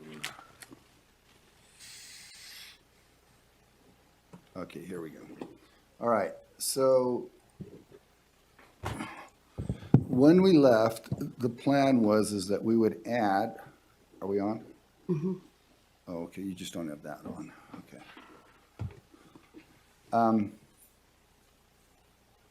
We're going to add the supervisor position. It's been called different things, but I'm calling it marriage license and passport because that's the operation over there. The supervisor, we anticipated the cost of that supervisor position to be $103,500 for salaries and benefits. We removed the clerk deputy that was included in the budget for $148,050. We removed the voter outreach person for $90,010, and we removed the elections clerk at $66,620, and we added the confidential assistant for the clerk side at $93,800. Okay, we still need to add the election advisor. Would you, administrator, The election administrator position. Clerk administrator. What do we call it? Clerk administrator. Clerk? Yeah, the election elections administrator. administrator.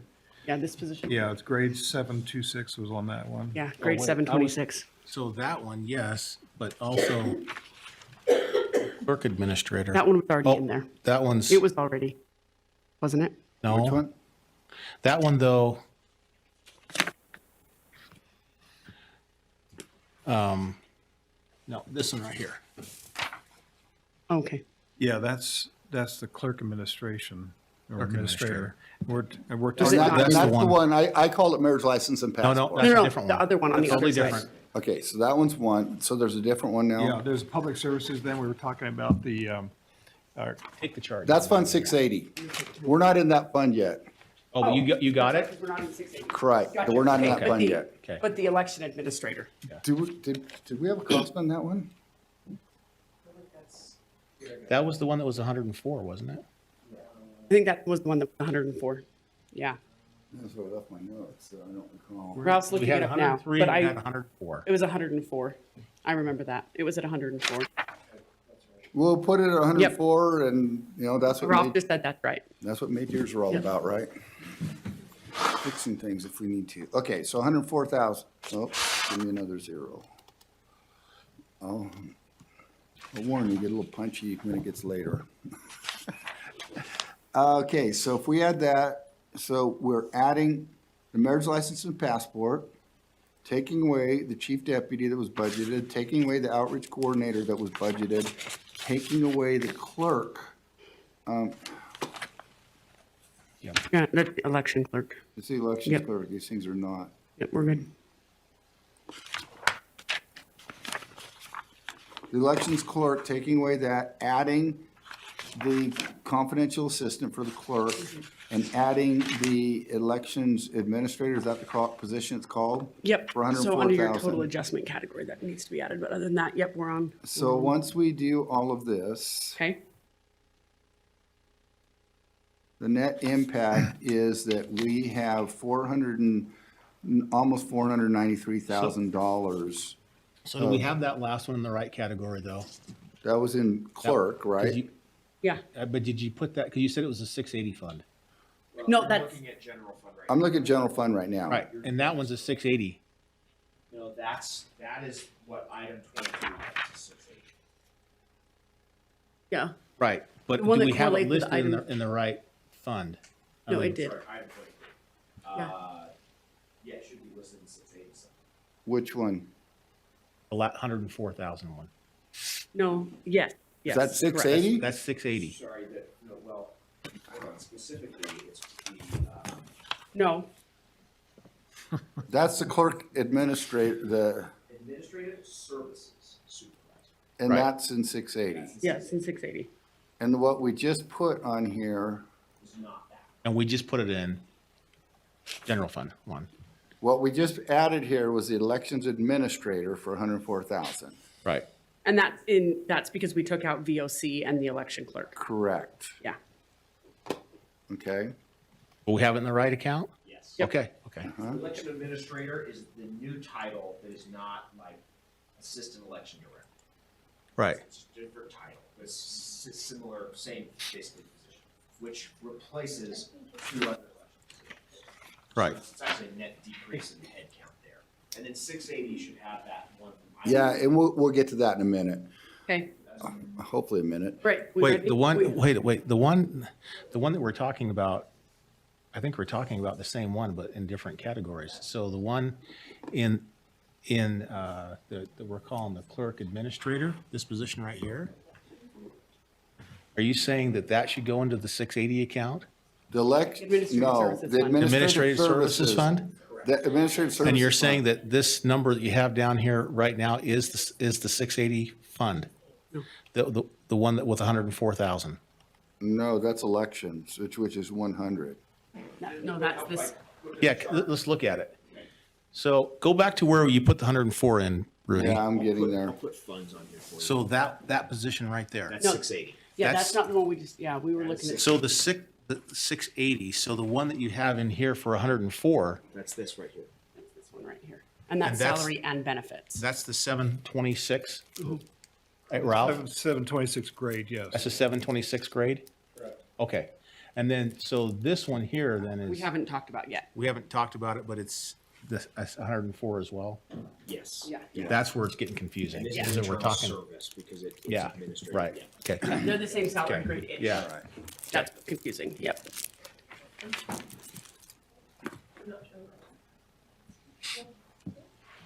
Okay, so are we all good with Yep. that? Yep.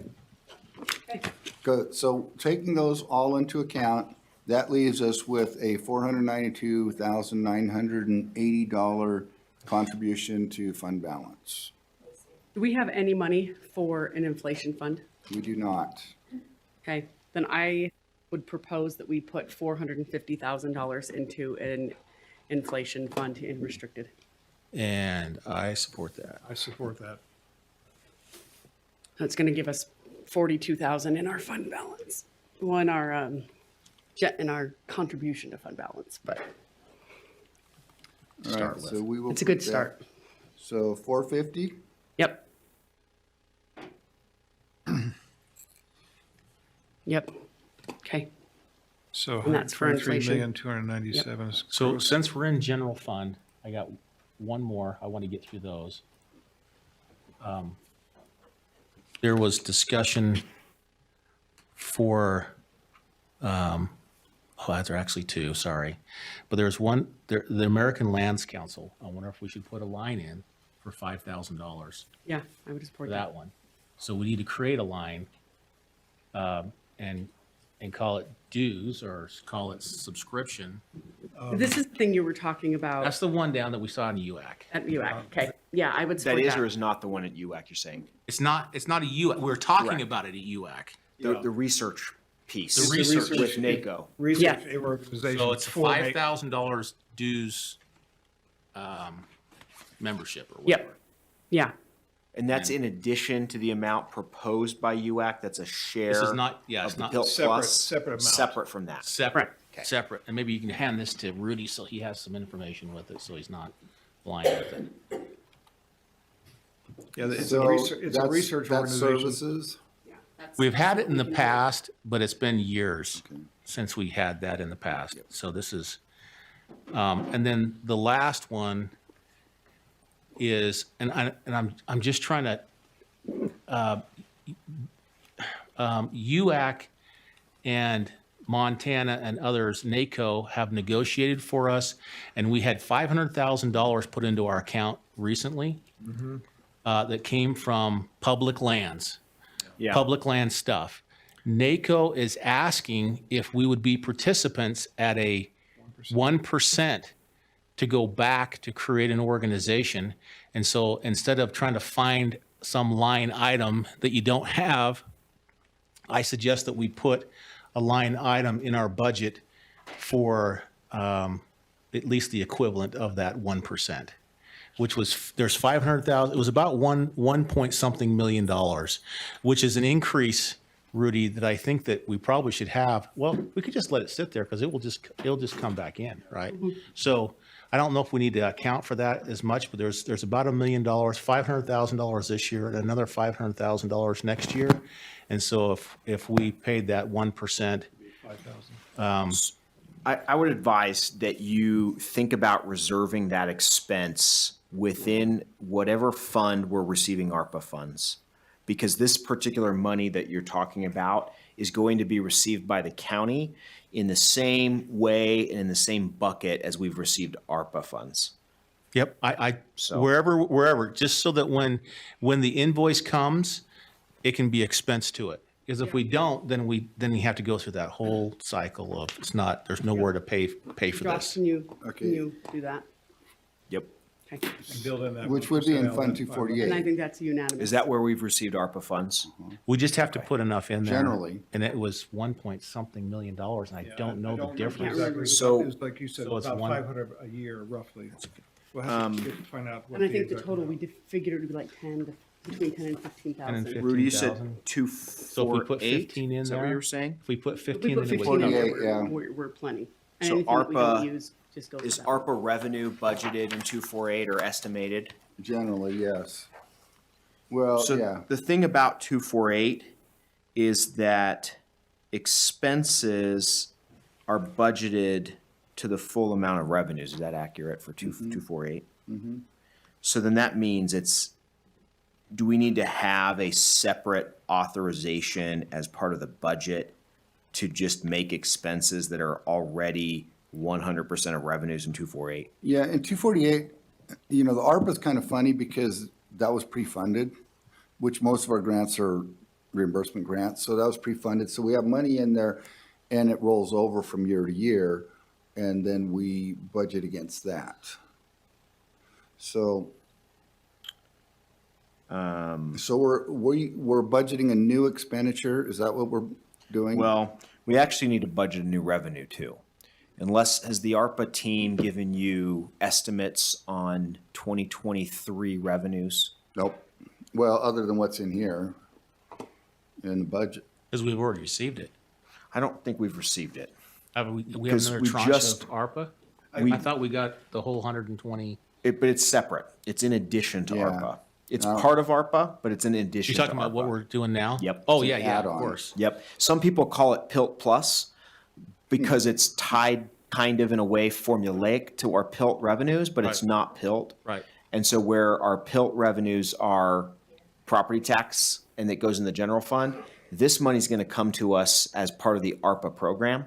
So I think it probably makes sense to put it in 248 on the revenue side, and then also I then. don't know if it's going to come as ARPA. I mean, I don't think it'll come in the same, but anyway, we should know because we already have half of it already. It's So- already in our bank account. Over $500,000 has already been delivered to us. Has been delivered from that program? Yep. Okay. So, I mean, it was authorized by Congress as part of ARPA, but it's given on a formula that has to do with public lands. Right. But the money itself is not considered PILT, it's considered ARPA From the federal government. from the federal well, government. That's true because they don't want to monkey up the pill stuff. Right. Right. Or SRS. Right. Those So two. I think the best way to treat it from a county perspective in terms of revenue is as ARPA, sort of ARPA-related revenue, as opposed to PILT. So this would be in addition to. So we need to the find other out stuff. from the treasurer what it actually was deposited. So we've already received this money then? Yeah. Half of it. We got to confirm with the treasurer, so. Half exactly this how year, much it half was. next year. See, the beauty of this fund is we have a little bit more flexibility because right now we have $142 million of revenues in there for intergovernmental revenues relating to these grant funds. And so there is some budgetary wiggle room within here. All we need is we just need a line item that an invoice can be billed to. That's what we need. Well, and so the nice thing about the 248 fund, outside revenues, we've had that conversation, is that we always budget all the revenue also with expenses. So in other words, you already essentially have lines that you can invoice next year to 100% of what the revenues could be in terms of grant funding or outside funding or what have you. So that should be covered as long as we adopt. So do we have like an estimate figure, Rudy, for 248 revenue that's kind of like a Well, we have placeholder? 142 million budgeted right now, but that's kind of some carry forward money that. Do we have, okay, so some of those revenues would be carryover, right? Carryover How ARPA much new revenues. revenue next year in 248 do we have? I do not know. I'd have to go Okay. and dig for that one. But those revenue figures, did we receive any specific numbers that might be like from the ARPA team? No. What I would do is I would recommend you add an extra million in revenue in 248. And then also an extra million in expense. Because we expense 100% on our budget, don't we? Yes, we do. Okay. So then if you do that, you're covered. Because then all we do is an internal budget transfer within 248 to create the line, but your action of And adopting. you're under what we're going to get, but it's that Well, works. because if we've already gotten some, Yeah. then Then you're in. then it's last year's revenue. So It's is that this a year's revenue, not next year's revenue. Is that a cost for You might be services? over then if this is. Yeah, but what we do is, I mean, you don't spend more than you receive with the 248 fund. Yeah. And so what we're doing is we're authorizing the idea that you might receive revenue up to $1 million in outside projects. Okay. And you could spend all $1 million of that on similar outside projects that are related. And then you would expense that amount to UAC through 248. And then we could, when we open up the budget, on the 21st, I think is what it is planned for, we could probably find out for sure what Yes. we've got on this year. It'll be in there. Yep. Yep, because by that time, those journal entries will have posted to our books, and that'll be part of that amendment. And the thing about that money is that it will fall straight to general fund because there's no ties to it. It could be spent on. It'll anything. probably go to 248 It'll go to 248, yes. because it's going to come in the same bucket of ARPA money. So it's going to be outside Yeah, that'd be fine. project. That's fine for it to go there. Yep. Okay. So I guess Rudy, you just need to confirm with the treasurer what we actually received. Let's see. So if we're gonna, what's this thing doing? Okay, I think that's all off my list now. Okay. All right. Thanks for bringing that up. So what do we call this thing? The expenditure? Call it Bill Plus. It's Plus. called, Let's just, if you give me a minute, I'll get you the exact name. I'm good with Pilt Plus for now. Pilt Plus is fine. That's what I put it in here as, $1 million in there. Coke Plus or Bill Plus? I'm teasing. Okay, next. I need to balance this thing here real quick. Why isn't it balanced? It's not balanced. Been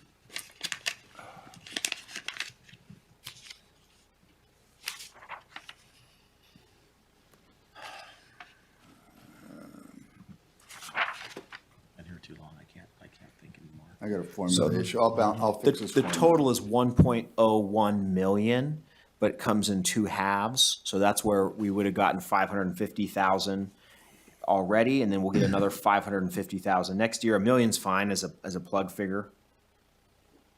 Okay. Because that blends in both 2022 and 2023. It's called LATCF. That's right.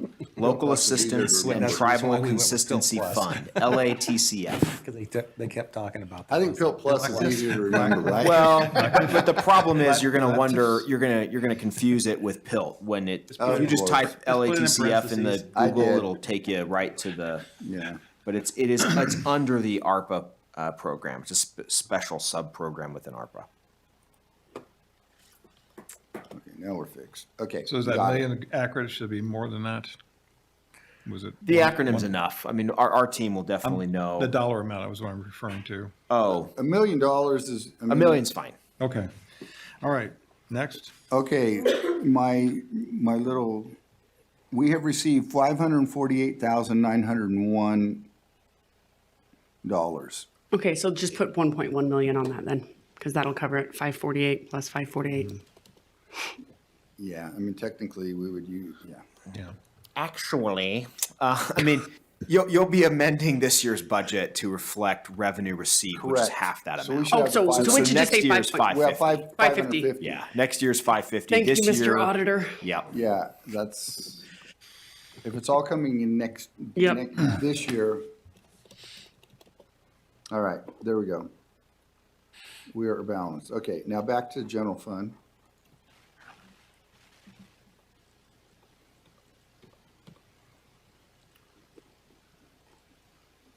Okay, so in the general fund, making these adjustments that we have, so putting $450,000 in restricted inflation fund, that leaves us with $37,980 contribution to fund balance. We have a balanced budget, so. Okay. Good. Plus you got that. Right? But anyway, we're good. Now, Okay, we'll bring, there's a couple other items we'll probably, I don't have, because we changed numbers, there are some benefits that we need to budget for time limited for certain levels. Most of them get, minimum benefits, Medicare and workers' comp that we have to pay for. Because we changed the numbers, that's probably gonna change, but we can fix that at mid-year. Leave this budget, approve the budget, and we'll fix that at mid-year. Okay, so what about the rest of the sheet you have here? Okay, so are we good with general fund, and then we want to move on? yep. Yeah, Okay. I was just thinking that 37.9, that's, 3,000 more than what the sheriff was asking for gas masks. That's what I'm harboring in my head. Yes, it is. So, All right, Health Department. Health Department, let's go through these. Once again, the ones that are highlighted in red are included in the tentative budget. So let's look at items 236 or 277. Understanding that 258 was denied the position was not funded, or position was not included in the staffing plan last week. And so are there any changes to these numbers here?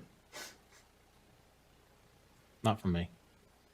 no, Okay, it's all tentative. Same. what did I say, 278? 8? It was 278, that's what I thought. Okay, so 288 through 295. Let's do those first, because those are the tentative budget ones. I'm good with what you have. We're okay with these, okay. Then we came down in here, and so let's go to 303 through 311. These are items that were not included in the tentative budget. We decided not to include a sanitation program manager, not an EHS2. We decided not to include a EHS2. The other one, we did include an epidemiology bureau director, the nurse, the other nurse, I think those are all decided. and all of already. these. This is what we approved Yep. last week. Now, the one thing is full-time office support, number 311. For which division? We said that was 308, so we said last week that should be restricted, see where, 311 is approved but restricted. no, that was 308, not I 311. don't know where 311 is. I'm not 308 seeing was that. going to be restricted. I'm sorry, I'll move it, but so that was approved. I'm not 308. seeing. No, I had- thought 308 was restricted. See, that's why I left my sheet upstairs. Is it Um, 308? Yeah. I funded 308. I said yes on 308. Were any of these going to be restricted? Yeah, because, I had 308 fully funded. and I did too, but I wrote myself a note that I was going to restrict it, but I think they'll just fully fund this. I think we fully funded it. Yeah. I did have 311 though, if we're done on that one. I had 311, which I had that one taken out. I did not have that one either. I mean, I had it. I think I said no on You the had- office I had specialist a- on that one as So I had a well. no on that one. 311 was a no. Same with me. Yeah, I'm a Okay. no on that So one. 311 was no, we're not funding that. Okay, good. So we'll move on forward. So then let's look at 238 through 250. These also were included in the tentative budget, so, Okay, I said no on some of those. okay. Let me tell you, let's look. What, I've got these in a different order. I said yes on 238. I said yes on 242. I said yes on 243. Yes on 244. Yes on 245.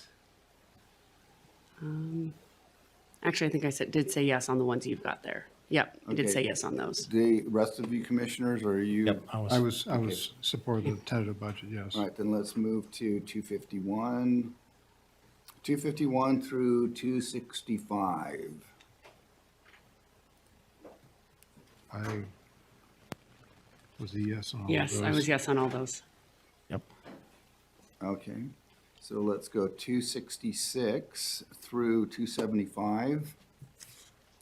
Thank you. I'm a yes on those. Yep, I was a yes on those. Yep. Yep. Good on all these? Okay. Mm-hmm. Then let's move to 2, 3, the first one there was just a change. that Okay, we so had this from- is where I started saying no on things. Okay, so that first one, we removed $14,000 because there was a change in the number of phone lines, and so we got that from IT, or Wait, from, where's the 14,000? 14,000 were phone lines that were given up. That's Oh, I on- don't see the number. I just see okay, I get it. Yeah, so, Okay. yeah, so it was given up, the lines that were given up by the nursing. And Okay. given back, okay? So we're looking at lines 240, or Oh, there items it is. 240 through 280. Okay, so I said no on 240, 241, 290. The ones with the glass partitions? Yep, And are these, this is for the, and 301, I said no. the glass partition, that was for the Justice Court? Health Health Department. Department. Yeah, I'm a no on that because we got to get past this COVID. We've I got- agree. We've had flus now for how many decades? And we've, Yep, So say that again because you're at no on 240. yeah. Okay, great. No on okay. 241. All right, I'm there. I was a no on 290. 290. And then there you Yes, go. okay. Okay. In 286, I had a question if that was in the equipment replacement fund. On 301, I was also a no. So 296, you said? I did not look at 290, I don't see 296 in mine. 286, I'll have to get, 286 will get, that's got to be in capital. then. yeah, We're So we'll get there. Oh, okay, And- yeah. And yes, it was, and it is taken out of here on mine. Yeah, I don't have it here. Okay, we'll get there in a minute, but yes, Amelia, it is in the equipment replacement fund. So we were looking at 240 through 280. So are there, other than, so 240 and 241 were no. Were the other ones a yes or no? 240, 241. I'm a yes on 259, 260, 268. And that makes sense for 280. And I was 283. yes as well. All right. Yep. So then 283 through 296, let's look at those. So, and we said no on 290 already, so Right. it's the informaticist Yeah. statistics software. 296, yes. Okay, so is there consensus on 283 and 296? They're both yes? No, the 290's a no. I mean, 290 is a no, but 283 and 296. Yes. Yeah, yeah. Okay. Yes. Then let's move to the ones that were not included in the tentative budget. Okay. So 297 through 300. I was a no on all those. Yeah, we didn't add those positions, so we don't need a computer, right? Correct. Yeah, I'm a no. And so we're all no on those, so we will Yep. not add those, okay? Correct. Now let's go to the capital. So 237 through 285. 285. Um, Paid emissions, second floor. This posted machine may be in the process of being purchased this year. I don't remember if this is the one. That's If the- it is, we'll remove it. Oh, and 282 is this year, right? That are you talking about? No, I'm talking about, there's one on line 239, number 239. Oh, okay. And then, yeah, and then 282 is a copier that we've already replaced this year. So that's taken off. Right. Right. Any other changes to these items? You're going through 289, 237 through 285. 85. Okay. I'm good with all those. I'm good on those, Yes. except for the ones we So talked let's about. go to 286. 286 is going to be replaced in the equipment replacement fund. It's a replacement one, so that one goes away. There's no cost. So 287 and 289, I'm good on those. this is the year for chairs. It's just like, Always the year for chairs. yeah, some of these are pretty old. All right, so then we're looking at 301 through 310. I was a no on 301. I was a no on all three of them. I'm concerned about the need for a new medical surge emergency response. And I was a no on structure. 302. And I can't, I'm a no for 310, no on 310. Yeah, I was a no on all three as well. and I'm worried, I'm concerned about 301, the purchase of new medical surge emergency response structures. Yeah, I was just a no, no, and no. And Bill, you were no on all these? I'm a yes on Yeah, 301. I was no on. Okay, so we have a 2-to-1 on 301, so none of these are going to be added into Yep. there. Okay. Okay, so as it stands right now, we budgeted in here in revenues, we budgeted 4 million in revenues transfer in, so I think I need to take out that same amount that we put in to transfer from the general fund.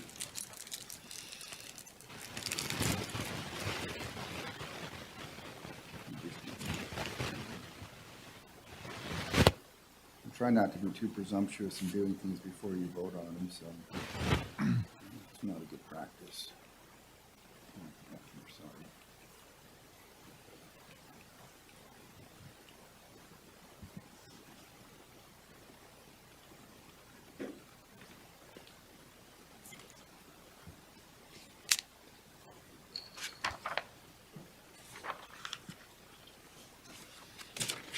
Okay, so I took out the $259,000 that we reduced in the general fund transfer. And with that, we end up with a net budgeted use of fund balance of $6,378,830 in the health department. Good, we only have to cut 6 million. What was that again? 6,378,830. Now, as I've seen, I think that we have some over budgeting going on in there, but we have to go through and completely clean that up, which we will be working with Next year. that concerted effort between all of us.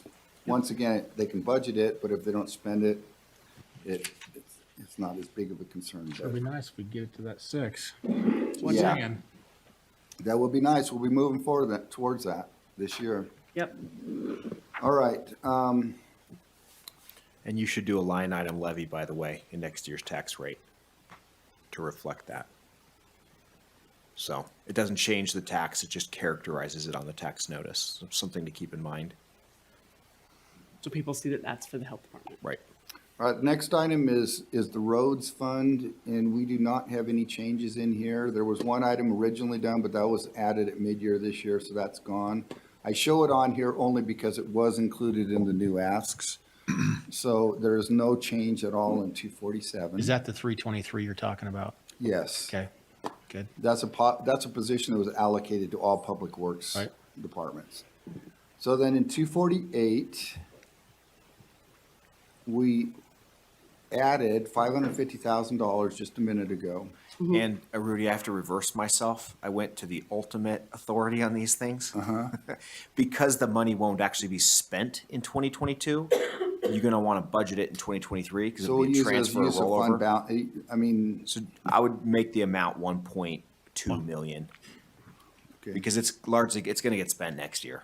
Okay, so we will change this. I'm fine with that. Okay. And in revenues, we are I projecting, was right, is what you were saying. yeah. So we're projecting Right. up only above, said we 1.1. added, so we're anticipating opioid revenue. There's shooting two high. lines in here. The first line on the opioid revenue is the amount that we're anticipating receiving next year, that 608,000. And the other, the 1.2 million is opioid revenue that 1193, that we're anticipating receiving in 2022, but will not be spent, so we will be using that next year. We'll budget the use of that. Okay.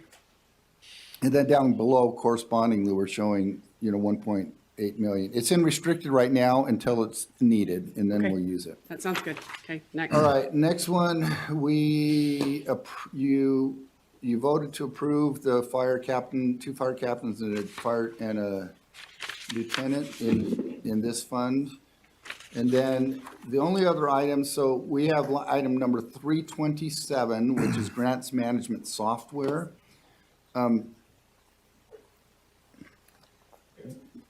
That will probably be not needed once we get the other system up and running, the new Yep, I was a financial no on that system. because I figured we can do it as I'm a part no of the on that. ERP. I was a no on the next 3. Okay, so replacement Ford F-150 in here. And a Ford I don't know. F-350 Power Stroke. That was a yes on Did we the, not add Hold on. these? I see this. You say that was a yes on the 328. 328, are we saying yes or no? I was a no on 328. Bill's no, Amelia's no. I believe. Laurel, I'm a am I yes. telling the truth? Okay, so On that my own is not going to opinion? be added. Oh, I voted yes. Never mind. I On said the yes. F-150 on 328? Oh, yeah, that was the one that, Okay, so we have Tom and Amelia on that one, so that one is I know. added. it hurts, but And then then the next one's the yeah, 329 the is next the Power one's the one that Stroke. I can't understand why they want the power Yeah, stroke. I'm a but no on yes. that. No, Patrick, I'm going to harass you about that forever. Okay. Now, these are not duplications of what we added to Fund 100. Yeah, Correct. these These because, are grant funded. well, these would be in the other budget because these are for the other 2 captains, right? Yep. So I was a you're yes. getting I those- remember now. okay. I'm catching up. So 329 is a yes or no? No. No, yes? Commissioner Sakovic? Because we approved 2 positions, so this is a truck for each of them. Yeah, so I have to be yes. All right. So there we go. And with that, I've got a formulaic issue in here that needs to be fixed, but we will fix it.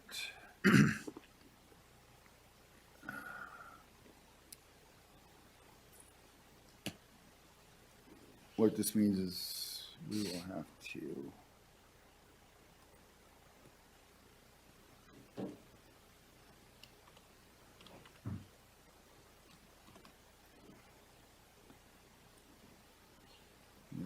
That's not what I want, this one here. And now we're in balance. Can I just correct one thing really quick? Please. So you guys know? Only if it's fast. Yeah, those trucks aren't for the positions. Each one of those don't get positions. Those are from trucks that were never on recap in the past Oh, right. that need to be replaced. So what I don't want to do is get these positions and then you guys think, oh, well, he lied to us. These are for positions. They're not for positions. These are for vehicles These are that the were ones that never weren't on recapped. recap. So Yeah. somebody in the sheriff's office without a truck. Okay. I like it. Well, I just wanted to make sure it was clear because I don't want to be. I think it was a combination of the sheriff's office and the auditor's office in the past. No, I think this, Recap I things think together. that's a good differentiation. This is the one that we drove around for 35 years, or was it 36? 46. 46, okay, got it. All right, so that balances those Right. ones out. 48, 248 is grants and other Yep. income. Okay. CJC, moving on to the next one, CJC had 3 positions in here that we, Approved. well, we approved, you approved the funding or the staffing plan for 330. This is,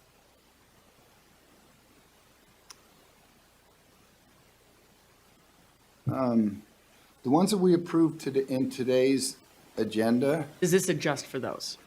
I think that this may be, no, I think that's new. So I think this is a position and then they had another forensic interview. We will get them all cleaned up when we add that. Okay. But that was adding it in 22, and this is Right. the 23 board budget, Correct. so we need to have this in here. Right. And then, now the next thing is the lines 331 and 332. Yep, I was a yes on those. Yes. Okay, we will move on then. Thank So you. that 330, that forensic interview technician, that 68,700 is salaries and benefits. Yes. Yeah. Okay? These are, That means they're only getting 4,500. yeah, they're not 45,000 getting, a year these are salary. not super high paid people, but they're initial intake people. Right. Okay. It's not the licensed Yeah, psychologist. the initial people. interview. Yeah. Yeah, that's a good point here. And if it, yeah. All right, inmate benefits fund, Fund 273, they're asking for, we have 2 items, 334 and 333. All right. 334 is a time limited for their operations and that. And then they asked for some additional equipment maintenance, which we included in tentative, the $130,000 on line, item number 334 is not included in the tentative budget, so we need to decide how much, if any, of that you want to add to their budget. So I did include that at one. Put 70 on that one. One I put 70 on that one, and then I funded the next one. 70, and Amelia, you had 130. Tom, how much were you looking to fund on that time I put limit? 130 on, I funded that at full. 130, okay. Yeah, But Bill said 70, right? yeah. Right. Tom? I was considering half of that, but 75, but I think I'll just go with the 70 that Bill's proposing. 70,000? Sorry, I didn't get that. Sorry. Could you restate the question? 70. Won't. I just love those things. They Don't think don't, they're they don't listening to listen when I want them to, but I'm then gonna- you start I'm gonna talking close and. Go away. Anyways, okay, so there's that one. Okay, so we're in balance there. Next one, 274 is law enforcement. There was some 5,000, there was some money included in the tentative budget. Now, generally, these, in 274, these are the contract cities. I will mention with regards to this, that Vineyard and Eagle Mountain are 100% break even. Right, and so I voted yes on that just because it's really not our Yeah. money. It's their money, and if they want it, then But I'll point out that for some reason, Fund 150 is showing a little bit of a deficit right now. And that's embedded in these numbers here, but we're gonna be working with the sheriff's department to fix that. Okay. Because it should be break even. Yeah. You know, the smaller cities, either we gotta get the costs out of there or the revenues in, so. So other than that We have to doesn't, talk to the city manager while we're at it too. Yep. Well, this is like this is all the small cities. Yeah, okay. All right, moving good on with to TRT. We have in here one item that we did not get the final number of, submitted to us for the contract for Explore Utah Valley. They're requesting an additional $337,810. So we put that in here. You Wait. can't approve that or disapprove that. Where- That's on. I've got it. Oh, I don't have it on mine. It's not Okay. You don't have it on there. It's so, if you're looking in Fund 280, it's $337,810 that I added in. So that's like a couple lines above that. That seems Why are you really, talking about- really low. I'll just. Well, this from is the past. increase. This gets So them that's about the- 2 Over, million. over the 1 point, or whatever $1 million that we fund them? Yeah, this was the total amount that they were, this gets them to the total amount they were requesting. Which is what? I think we put 1.876. that's what was in there. On the left side. And that's usually a percentage, And that's what it is. This number, the increase reflects that percentage. which gets us to that percentage that by Yes. law Yes, that we have to spend. that's what this 337,810 is. It's that percentage. So it basically looks at the adjusted revenues and goes on percentage. So is the total then 2.2 million? Yep, and it's not an increase from the percentage, it's an increase because of the percentage. So we have in, It's right in line with it. I double checked today. okay, I just didn't see it. This is the first time I've seen it on there. I saw it, it's blank on my something screen. is Yeah. in my way. Can I move Same. it? So that's why today I looked Yeah, at it. so right now we have that, so you got that amount Okay, here. so thumbs up from here. So we have 1.7 million in there right now. 1,762,190, and this is addition to that to get them up to about 2.2 million. Okay. So I want to go back to here. And then they have the one that we've, 150. Yeah, and then on top of that, we were increasing the amount of the Fly Utah Valley. Oh, this is an increase to what we've already given them? Yeah, there was an additional $150,000. It's not an increase. It's This just is, we paid them 150 and we have to pay them another 100. So we are not asking for an additional 150. I was understanding. The total was supposed to be 300,000. They've already got 150,000. Yeah, so this is the additional amount. So it gets them to 300,000. gosh, I should have talked with them and saw, because I don't even know what they've done with it. We actually went through, we had our board meeting yesterday, and they actually went through the program. They talked about which markets they're advertising in, how they're advertising, and how many eyeballs they've had on it, and what their impression goals are between 5 and 7 for each of those. They had a very detailed review in the meeting yesterday. All right. So are we, Yep, we're fine. we're good with these here? Send that Okay. to me. Let's move on to 281, which is the TRCC. In this, so you'll see a line 515 in mine, but you'll see that we made a technical correction to add $40 million to the revenues and a corresponding $40 million to the expenditures. This is because we typically budget this thing, 100% of fund balance, we budget in there. So it gives us the flexibility to use this as we need it throughout the year. Right. And the $40 million on the expenditure side is in restricted, so it can't, Yeah, it'll be used as it needed to. yep. Okay, so this is one where we had items 345 and 346. Originally, we had a split vote on this. And Commissioner Sakovic, I think you said we're adding these, so we talked about this one already, so we're good. So keep going. Okay, so What about 343? 340. Oh, you're adding that in 220 this year. 343 was that one we 343. added this year, so that's a zero. Okay. And then 344, I don't know what happened with that, but that really, Was not that's a new not a new request. request. Okay, keep going. And 347, that's time-limited budget in parks. Yep, I was good with that. I'm at 0 on that one. Commissioner Sakovic, I'm not good with it. you okay with that? Okay. Then the next two were included in the tentative budget, 337 and 338. Yep. I have no idea what the management fee is. Lisa, do you? that one?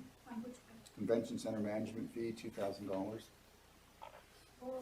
for Laurel. Rachel? Oh, Rachel, then I asked her already. I thought there had always been a management fee, had been part of that. Well, there has, but this was an increase. So I don't know. It may be an increase in the contract. That's, I think, I think it's my escalation memory in the tells me contract. that the contract was for an increase this year. Okay. That's what I was thinking too. Okay, We're just guessing on that. We don't know for sure. I can try to find if it. we budget it and it's not in the contract, we won't pay it. Yeah. True. So I'm not worried about it, but I think it was in the contract. Let's budget for it, and if So we are don't need we, it, it are we goes back okay in. for 337 and 338? Yes. Yep. Okay. Then we will move on to assessing and collecting. And In everybody still here- wants to plow through tonight. Nobody Yeah. wants to like finish and go home and So finish next week. ANC, I mean, I'm glad we're going through this because a lot of times we look at general fund and then say, everything's good, right? I mean, there are other funds. So Oh, yeah. in here, we have included the commercial appraisal, and these positions were approved last week, so Right. no changes on them. Yep. I'm Time good with- limited wages, So we're on- overtime for tax admin, staffing plan, we did all of those last week. Yep, I was good with all that. Good from 348 down to 375. Yep. To which one? 348 to 375. To 370. What? I was good with all of it. I don't see 375. 375 might be in a different area. That's part of the internal service funds. Yeah, so Yeah, 370 down to 379, do we have any adjustments there? Nope. Or are we okay? Yep. We're good, all right. So then we'll go to, 355, then we'll look at 355 through 362. Don't have any changes. No changes? No changes. No changes, okay. We're good. 363 through 369. I was good on all that. No changes. Okay. Yeah. 365 through 354. Let's go through that. No changes. No changes. No changes. You should have went to Okay, so 375. there is one, 351. We purchased that machine this year, so that's Okay. come off. Good. And 375 is good. 375, you're good? Mm-hmm. Okay. Surprised how much the chairs have gone up in price. Yeah, well, it's like one year you buy a lot of TVs for Christmas, next year it's chairs. Okay. Okay. Anyways, debt service, we don't have any issues in there. 390. Capital projects, we budget that at 100% of. Yep. So it's 40 million each way. There's nothing in 610 motor pool, Okay, keep going. I don't want to. 630. 610 motor pool, you've got, oh, that's funded already. Yeah, Never mind. Okay. that's that same thing. 610 motor, or 620 is jail food services. Within there, we have $3,000 that was originally budgeted for temporary employees. I said no on the mobile kitchen. Yeah. I said no on the kitchen. So what about the other ones in I mean, uniform what- allowance? Is that the same? We're gonna go. Hold on. Let me look. So I was a no, I was a yes on 383, no on 386, a yes on 381, Let me find it. a yes on 382, a no on 384, which is the mobile kitchen one, and a no on 387, which is the gas grill for, We were looking for that, Cookouts. and we can't even find where it was actually submitted, but it ended up on the list. that Okay. Gas griddle. So, So I was, where was I? so Bill was yes on 383. I was a yes. Okay, so that's good. I'm yes. Uniform allowance, I was a yes. This is for which department this again? is in the jail food services. Jail food services. I was a So, no on that one. No on that one. so uniform allowance, no? Okay, so that's two no's, one yes.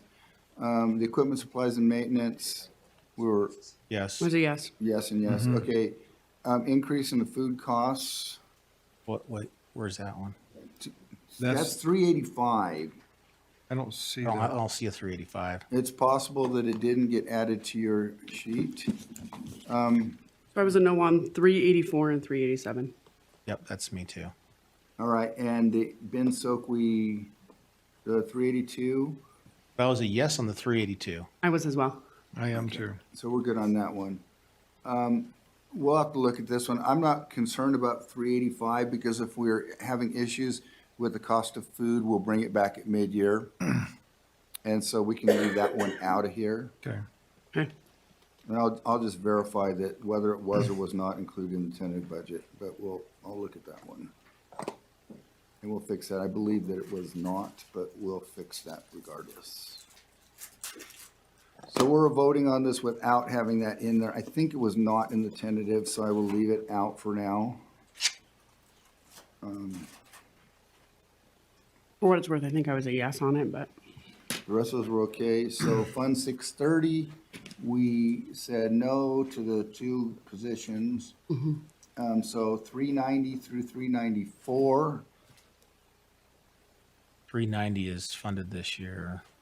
that is correct. That's funded this year. So it's That was- 391, 392, 93, and 94. So that's no, It's overtime Yep. and time limited in the building maintenance area. So on 393, I put 6,000 in that one, and 394, I put 4. okay. I'm going to go back up a little bit. Okay. Oh, never mind, because we're good there, because we voted no on those. Looking, So 393 and 394. yeah, for me, 393 is going to be half that, so 5,500. What was yours, Commissioner Lee? Six. 6. I'm happy with 6. I'm happy with 6 on that. And 394, I was good with Oh, so I 4,000. need to go minus 5,200. Okay. And how much we said 4 on this one? Yeah. On 394, 4,000. Okay. All right. So we've got those. And, all right, so those are adjusted. We in balance, okay. All right, moving along to 640, that's the same thing. We have one position, but that was funded in 22. It was already added in 22, and it went through the budgeting process. It's included in there. Same thing in 650, there's no change. 670 is an IT, and we already talked about these positions here. So then we get down to time limited on number 400. And It was a yes. that was it. Oh, and what this one is we've been paying for time limited people through ARPA funding and anticipated the patient of the ARPA funding going away. They wanted to add this into their budget directly. So it's people they're already using, so. I actually didn't fund that one. You did or I didn't? did not. Okay. Commissioner Sakovic? Yes, are you referring to both 400 and 399? I'm talking about 400 specifically, 399. We said yes to those both. Okay, just want to make 398, sure. 399 the other day, The so. 400, I'm good to fund that. All right, and then we said no on On 401 401, last yep. week. Okay, so there's no changes there. Then we move on to 680, admin services. Okay, this is where, let's go through this. We'll start off with 402 through 458, which are in the tentative budget. We already took out 405 last week, unless somebody wants to change that, but that's what that's taken out. The grandma request was a duplicate that was fixed, and it actually isn't in the tentative budget. We pulled it out. So 402, That's that one's the duplicate. That's a duplicate, and it Okay. was actually not included in the tentative budget. We caught it before we did that. And 403, 403 is time limited. And this is in civil, I believe. This is civil. This is civil, yeah. so I have that one at 20. And that's your interns, right? Yeah, that's the ones that we had do the county code, worked on the county code and things like Yeah, that. I was good with that. Yeah, how much did you spend on these? interns this current year? I don't know how much we spent in the current year, I'm sorry. I think it was really close to that, whatever it was. I remember asking earlier. So I'm good with that 403 as it is. Is 40,000, is that a good estimate of what you guys are looking at this year? Yes, thank you. Yeah. That's what we had. So Commissioner Gardner, you said yes to that 403? Yeah. And Commissioner Sakovic? Okay. All right, any of the other issue? We already said yes to 406 and 407. Down to 458.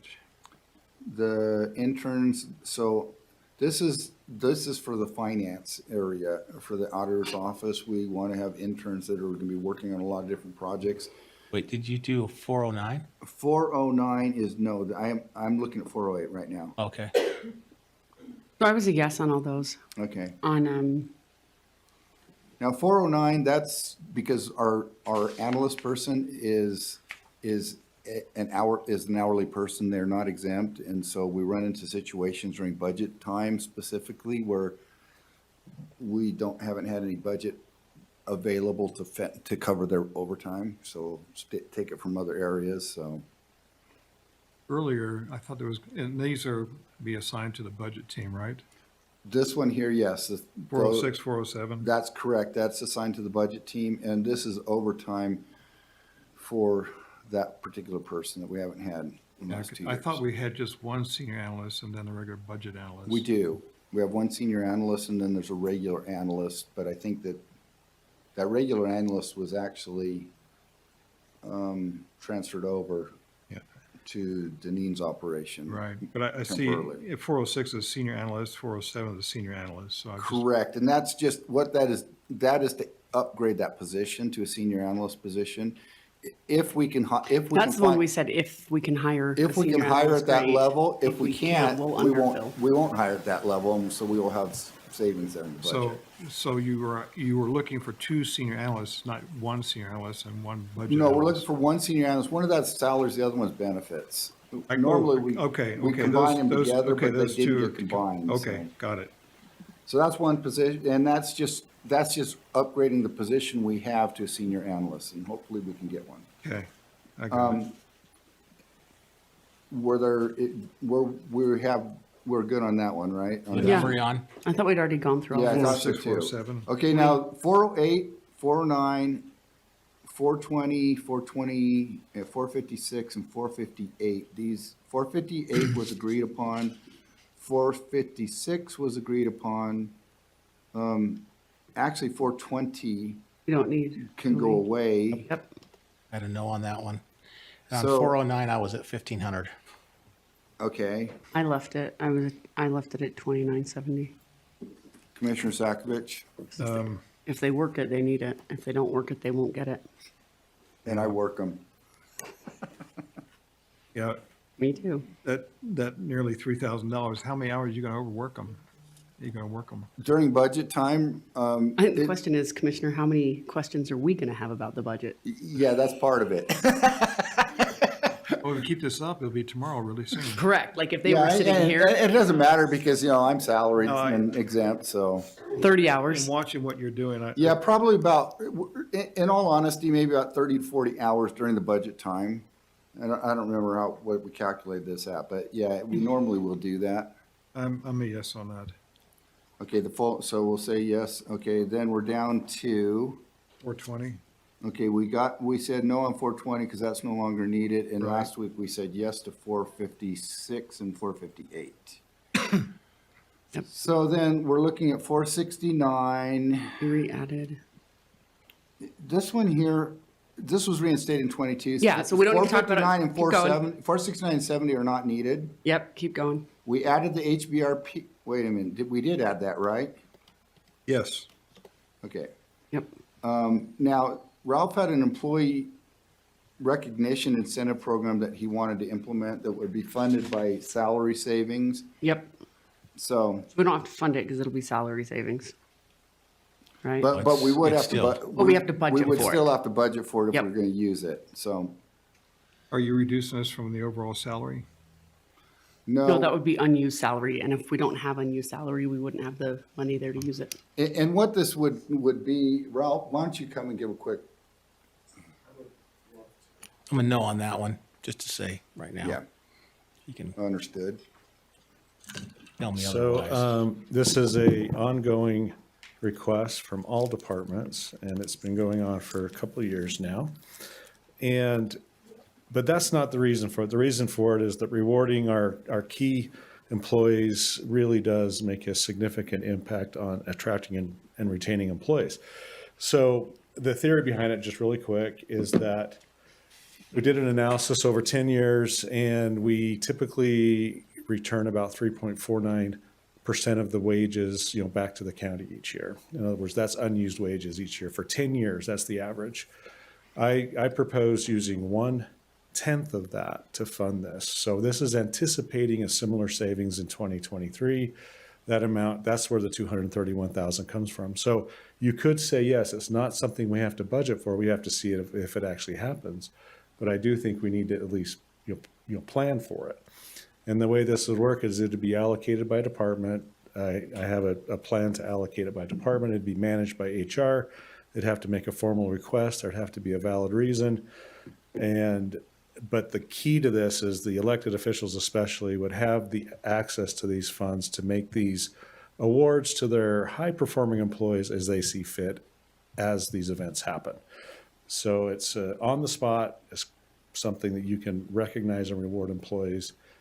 And it's something that's done in other counties, not as effectively as we are going to do it, but it is not uncommon, this sort of program. And so anyway, that's what it's about. It's about not spending more money, but utilizing some of the return that comes back, which I realize is spending money, but does anyone have any questions? Now, and the reason we have to budget it in here is because this would be managed by the HR department in Fund 680. And even though there'll be salary savings in the other funds, this is where the money's going to be coming through here. And ultimately, I guess we'll figure out a reimbursement method. We'll charge the departments and things for this, but we have to budget it in here in order to spend it. So I can see what you're doing, Ralph. But why would we not want to restrict this and take a look at it mid-year to see where we're at? Kind of like what Wasatch Behavioral Health does when it comes to looking back and seeing if the numbers actually come true or not and what we have in place. And that way it's not just an open, because once you leave it open like this, then it causes all kinds of other problems. We could restrict it. I don't have any problem with that at all because I agree. I would hate to go forward with this immediately in January and find that we're not, coming close to those types of savings. Maybe we could break it into quarters, so we can have it available sooner. We have a mid-year adjustment, so I'm just saying Yes. that So I'm if you fine with restrict it, then you have the ability to actually have a look back ability to it. I'm fine with that. I would be happy with anything we could do to get this going because it comes up every year in the engagement survey. It comes up every time I talk to elected officials. It's something they very much want to have the ability to do to recognize their high So performing employees. are we gonna take away the bonus stuff that comes at the end of the year then? Yes. So that would go away. That would all go away, and this would be a formal plan where they would make the request to HR. See, now that makes a lot of sense if we're taking away that end of the year Yeah, I bonus don't, stuff I don't and care for that replacing either, it here. the way that works. So this would be, I think this would be a massive improvement, but it would also give some more authority and freedom to the elected officials who very much want to have it. But they'd also have a control. There'd be limits. So it wouldn't be just, free reign. So And I support the idea of restricting this, and we'll look at it at mid-year, see what we actually have, and then going forward with that. Okay, sounds good. So I can add it down here into the restricted amounts. We can put in restricted appropriations, not use it. This would be charged back to the departments ultimately. So what would have to happen though, Ralph, is that there's got to be a change in policy for the other side. 'Cause right now it's in policy. Sorry to make you run up here, but Yeah, just very fast. If this was found to be something that we wanted to approve and go forward, I would need to have something in place by the first of the year as far as the policy change, which I'm happy to do. The other, part of this, there does have to be an understanding that some of the larger departments are helping to fund smaller departments with the return of funds. It just has to be understood. And everyone has to be okay with that for this to work, because otherwise it doesn't work. Centrally funded, basically, collect it all and. Yeah, it's essentially, collected into a pot, but the larger departments have more surplus, so, anyway. Okay. Thank you.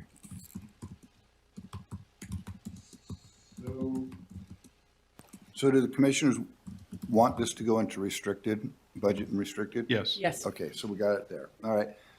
We're on the very home stretch here. My thing says I'm halfway through. Commissioners, I have a hard stop that I have to hit. So I'm just We're be close. aware of that. About 10, 15 minutes before I have to leave. Okay. I had to move my 7 o'clock to 8 o'clock, and it's pretty hard, so. Okay. Okay, well, I just have to we, drive to Vegas, so the sooner we end, the better. yeah, so let's look at 404 through 418. So I zeroed out the 404. Okay, Commissioner Gardner and Sakovic. Is this? This is a consultant to help us to select, to develop an RFP for the new financial software, to help select that, to rate the proposals and to go forth and select somebody, and also to assist us in moving forward.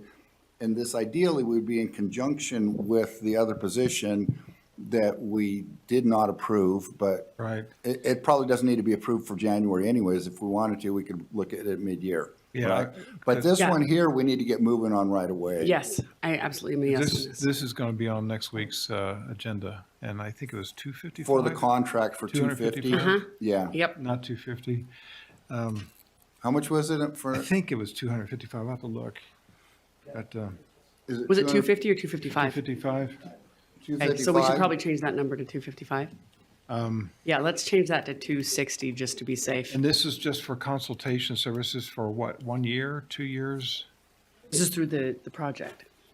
So until the project's completed. Which could be, this is going to last, this project's going to be moving forward over the next 2 to Yeah, 3 years. and I'll just say one more time, I think not having a dedicated full-time project manager is 100% a mistake, and anyone who's been through an ERP change would know that this is literally the single largest thing any organization goes through. It's bigger than launching a new product. It's bigger than a complete reorganization. It's bigger than a ownership change. It's bigger than changing out all 10 elected officials at the same time.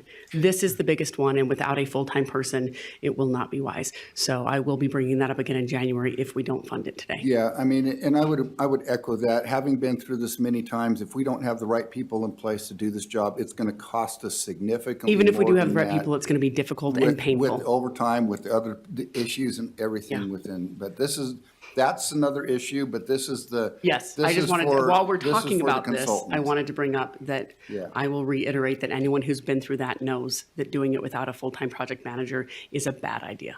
Well, being one that has actually gone through it Then you would know with that. HRIS. HRIS is nothing compared to an ERP. I'm just going to interrupt you there. I've done this. I'm just saying that. And it was a nasty. And it was nasty and it was difficult. Yeah. And so I just Yeah, disagree. On the 250, I could probably see something in there in the way of some professional services. I did zero it out because it looked like a duplicate of the position that was up above. But I don't know where we get the 250 from. The number, Yeah. it's a proposal that's actually on next week's agenda. It's from GFOA, GFOA. who does this regularly. They have some specialists that work within the GFOA, the Government Finance Officers Association. That this is what they do. They work on these ERP systems. Right. Yeah, whatever system they designed, it's anticipated is going to be about $2.5 million for it. Roughly, And yeah. that will be out of CIP as well. Yeah.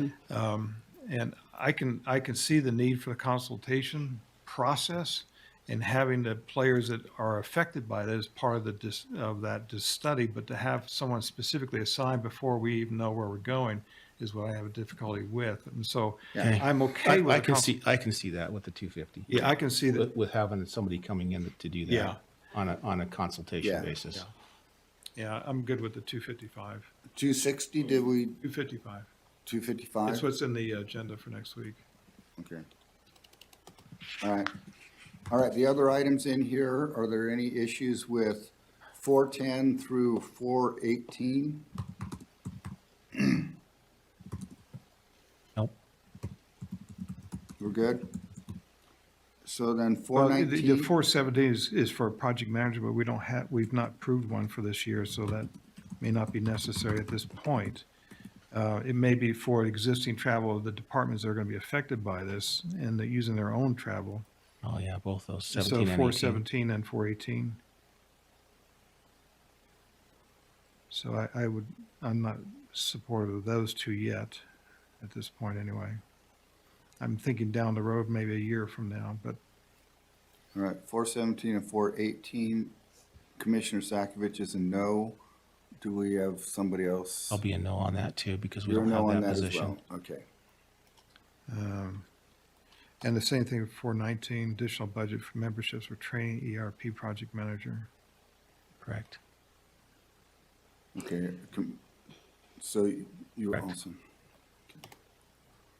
Just don't want to be presumptuous and do this here. Okay, let's look at 421 through 442. The biggest one on here is the records management team is wanted to contract with the state to do the, what are they, microfiche, or are they actually digitizing going forward instead of us doing it in-house and buying the films and all that?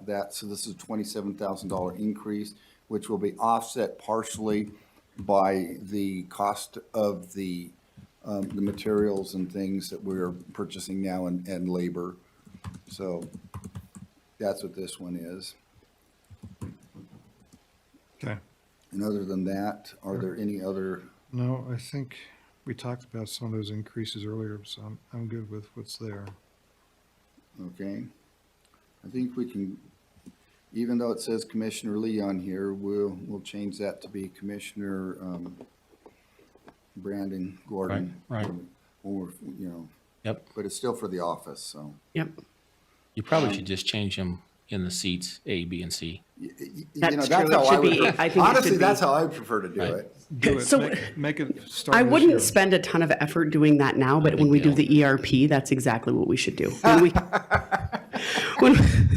When we go through and redo our entire finance system, let's just move the labels to A, B, and C Okay, so. for the sake of Are efficiency. there any, I'm sorry, I got off track here. So looking at my screen, you didn't have, I think we were down to 428, I believe it was.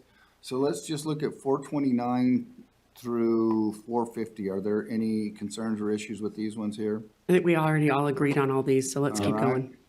Then let's look at 451 through 467. I was good with all of those. Other commissioners? Okay. Yep. Then the next one is we do have, the Grandma software was added kind of late, and I think we need to have $10,000 to pay the annual subscription fee for that. Is that correct? Yes. Yeah, so that one confused me because I have that one listed. I thought you that put was it in already the attorney's done. office. I thought that was put in the attorney's office budget. That was already approved. This what, is civil, three this months is ago? part of the civil attorney. This is Yeah. 680. Yeah, we've already it's a contract already. It's contracted, so that's the annual subscription amount, correct? It was Yes. 96.95. Also, the 10,000 is for Ongoing the subscription for Yeah, next based year. upon the contract. for next year, correct? Okay. Okay. I'm good with 452, 460. 460. 471. Any other issues with 452 and 460? Nope. 471. Oh, so we wanted to put, sorry. I made it, make that, sure that grandma's in there.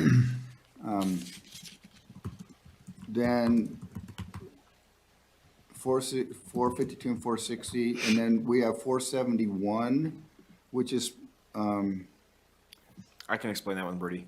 So it's in the 680 fund because it's the portion of the clerk's office that does internal administrative service. but because there's some office switching going on and they're moving offices, they're gonna need to get some furniture and things like that. So don't worry about the terminology. It's really Not a for- person. Say what? It says office specialist, not a person. Yeah, it doesn't. It doesn't matter the terminology. The point is, there's just staff for the clerk's office that because they're administrative internal service staff, then it comes out of 680, and it's just for like desks and the phone setup and computer. Like they're currently sitting on the side of the office that will be the auditors, Right. and they need to be moved over to the side of the office that will be the clerks. Exactly. Yeah, and then, so that's one that was not included in the tentative that would need to be added, that. Okay, I'm a yes. Yep. We didn't add it to the tentative because we thought there'd be a special pot of money that maybe you'd set aside for like a splitting or something, but it's just, and it's 5670, so it's internal to public works, so it's only if needed, so. Yeah. Okay. All right, 413 through 473. Yep. Yep, we're good. We add the positions, we How need close are furniture for RDP. Now, we did skip over something real quick. That's good. I realized we skipped over real quickly. We're gonna blame it on Rob now. Rob's only got a few minutes. I got it too, but this is this is a housekeeping item here. So the positions, adding the admin services supervisor, $104,570. Yep. Reducing the office specialist in records management, I did this in two pieces, 61,000, getting rid of that, and then adding the senior office specialist in records management, so it's a net $8,000 increase. Okay. Okay? Yep. All right. And with that, Can you just show me the 680 account where you put that other one? you bet, real quick here, let me get back up there. So we got admin services supervisor, and then the net between these two is $8,000. We're getting rid of one and adding another. So, Okay. does that work? Okay, so that gets us through the budget numbers. So are we ready for a motion? I am. With the numbers? Do you have Yeah, numbers I'm sorry, for us? With the numbers, you have the numbers for us? Oh, then which numbers would you like? Well, the general fund, A and C. So we can do this, yes, we can give you numbers. So in general fund, Fund 100, we have a total revenue budget of $123,747,900, and a corresponding expenditure budget of $123,747,900. So you want a motion to that, Mr. Chair? Do we need it individually, or, yeah? Do we need to it- do them individually? Yeah. I don't, we Okay. do. If you have them all, you can do. Can we just do them all? Can we read all the numbers and then we say so moved? Okay. Okay, so let me get down then to the next fund. So in Health Department, Fund 230, let's get there. Okay, in Health Department, Fund 230, we are budgeting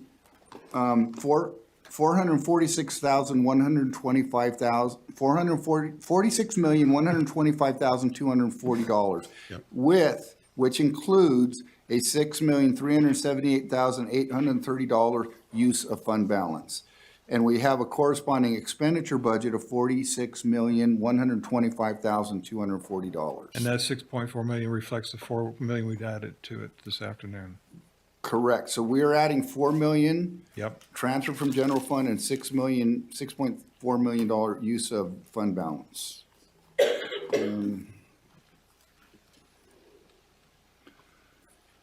So that's Fund 230. Fund 247, Roads Fund, we have a revenue budget of $352,605,500. And we have an expenditure budget that corresponds $352,605,500. In Fund 248, special, the Grants and Outside Projects Fund, we have a revenue budget of $158,307,457. That will be rounded. That's going to be fixed because I will not do a 7. That will be $850. That'll be rounded up to 460. And we will have a corresponding expenditure of $158,307, $460. In Fund 250, the CJC, we have a revenue budget of $3,278,490 and an expenditure budget of $3,278,490. Inmate Benefit Fund 273, we have a revenue budget of $489,730 and a corresponding expenditure budget of $489,730. And 274, which is the Contract Cities Law Enforcement, we have a revenue budget of $9,602,120 and a corresponding expenditure budget of $9,602,120. In the TRT Fund, Fund 280, we have a revenue budget of $6,675,810 and a corresponding expenditure budget of $6,675,810. In Fund 281, TRCC, we have a revenue budget of $57,610,520 and a corresponding expenditure budget of $57,610,520. In Fund 290, the assessing and collecting, we have a revenue budget of $20,324,650 and a corresponding expenditure budget of The same. $20,324,650. There's nothing in 390. In 391 debt service, we have $16,315,170 of revenue and the same amount for expenditures. In Fund 400 capital projects, we have a revenue budget of $48,760,120 and a corresponding expenditure amount of the same. In Fund 610 motor pool, we have a revenue budget of $17,365,340 and a corresponding expenditure budget of the same amount. Fund 620 jail food services, we have a budget of $4,693,570 of revenue and a corresponding expenditure budget of the same amount. In Fund 630 building maintenance, we have a revenue budget of $34,351,210 and a corresponding expenditure budget of the same amount. In Fund 640 telecommunications, we have a budget of revenue, $2,431,400 and a corresponding expenditure budget of the same amount. In Fund 650 radio communications, we have a revenue budget of $1,395,730 and a corresponding expenditure budget for the same amount. In Fund 670 IT, we have a revenue budget of $10,385,500 and a corresponding expenditure budget of the same amount. In administrative services, Fund 680, we have a revenue budget of $17,471,600, because we'll round that one up, for $17,471,600 of revenues and a corresponding expenditure amount of the same dollars.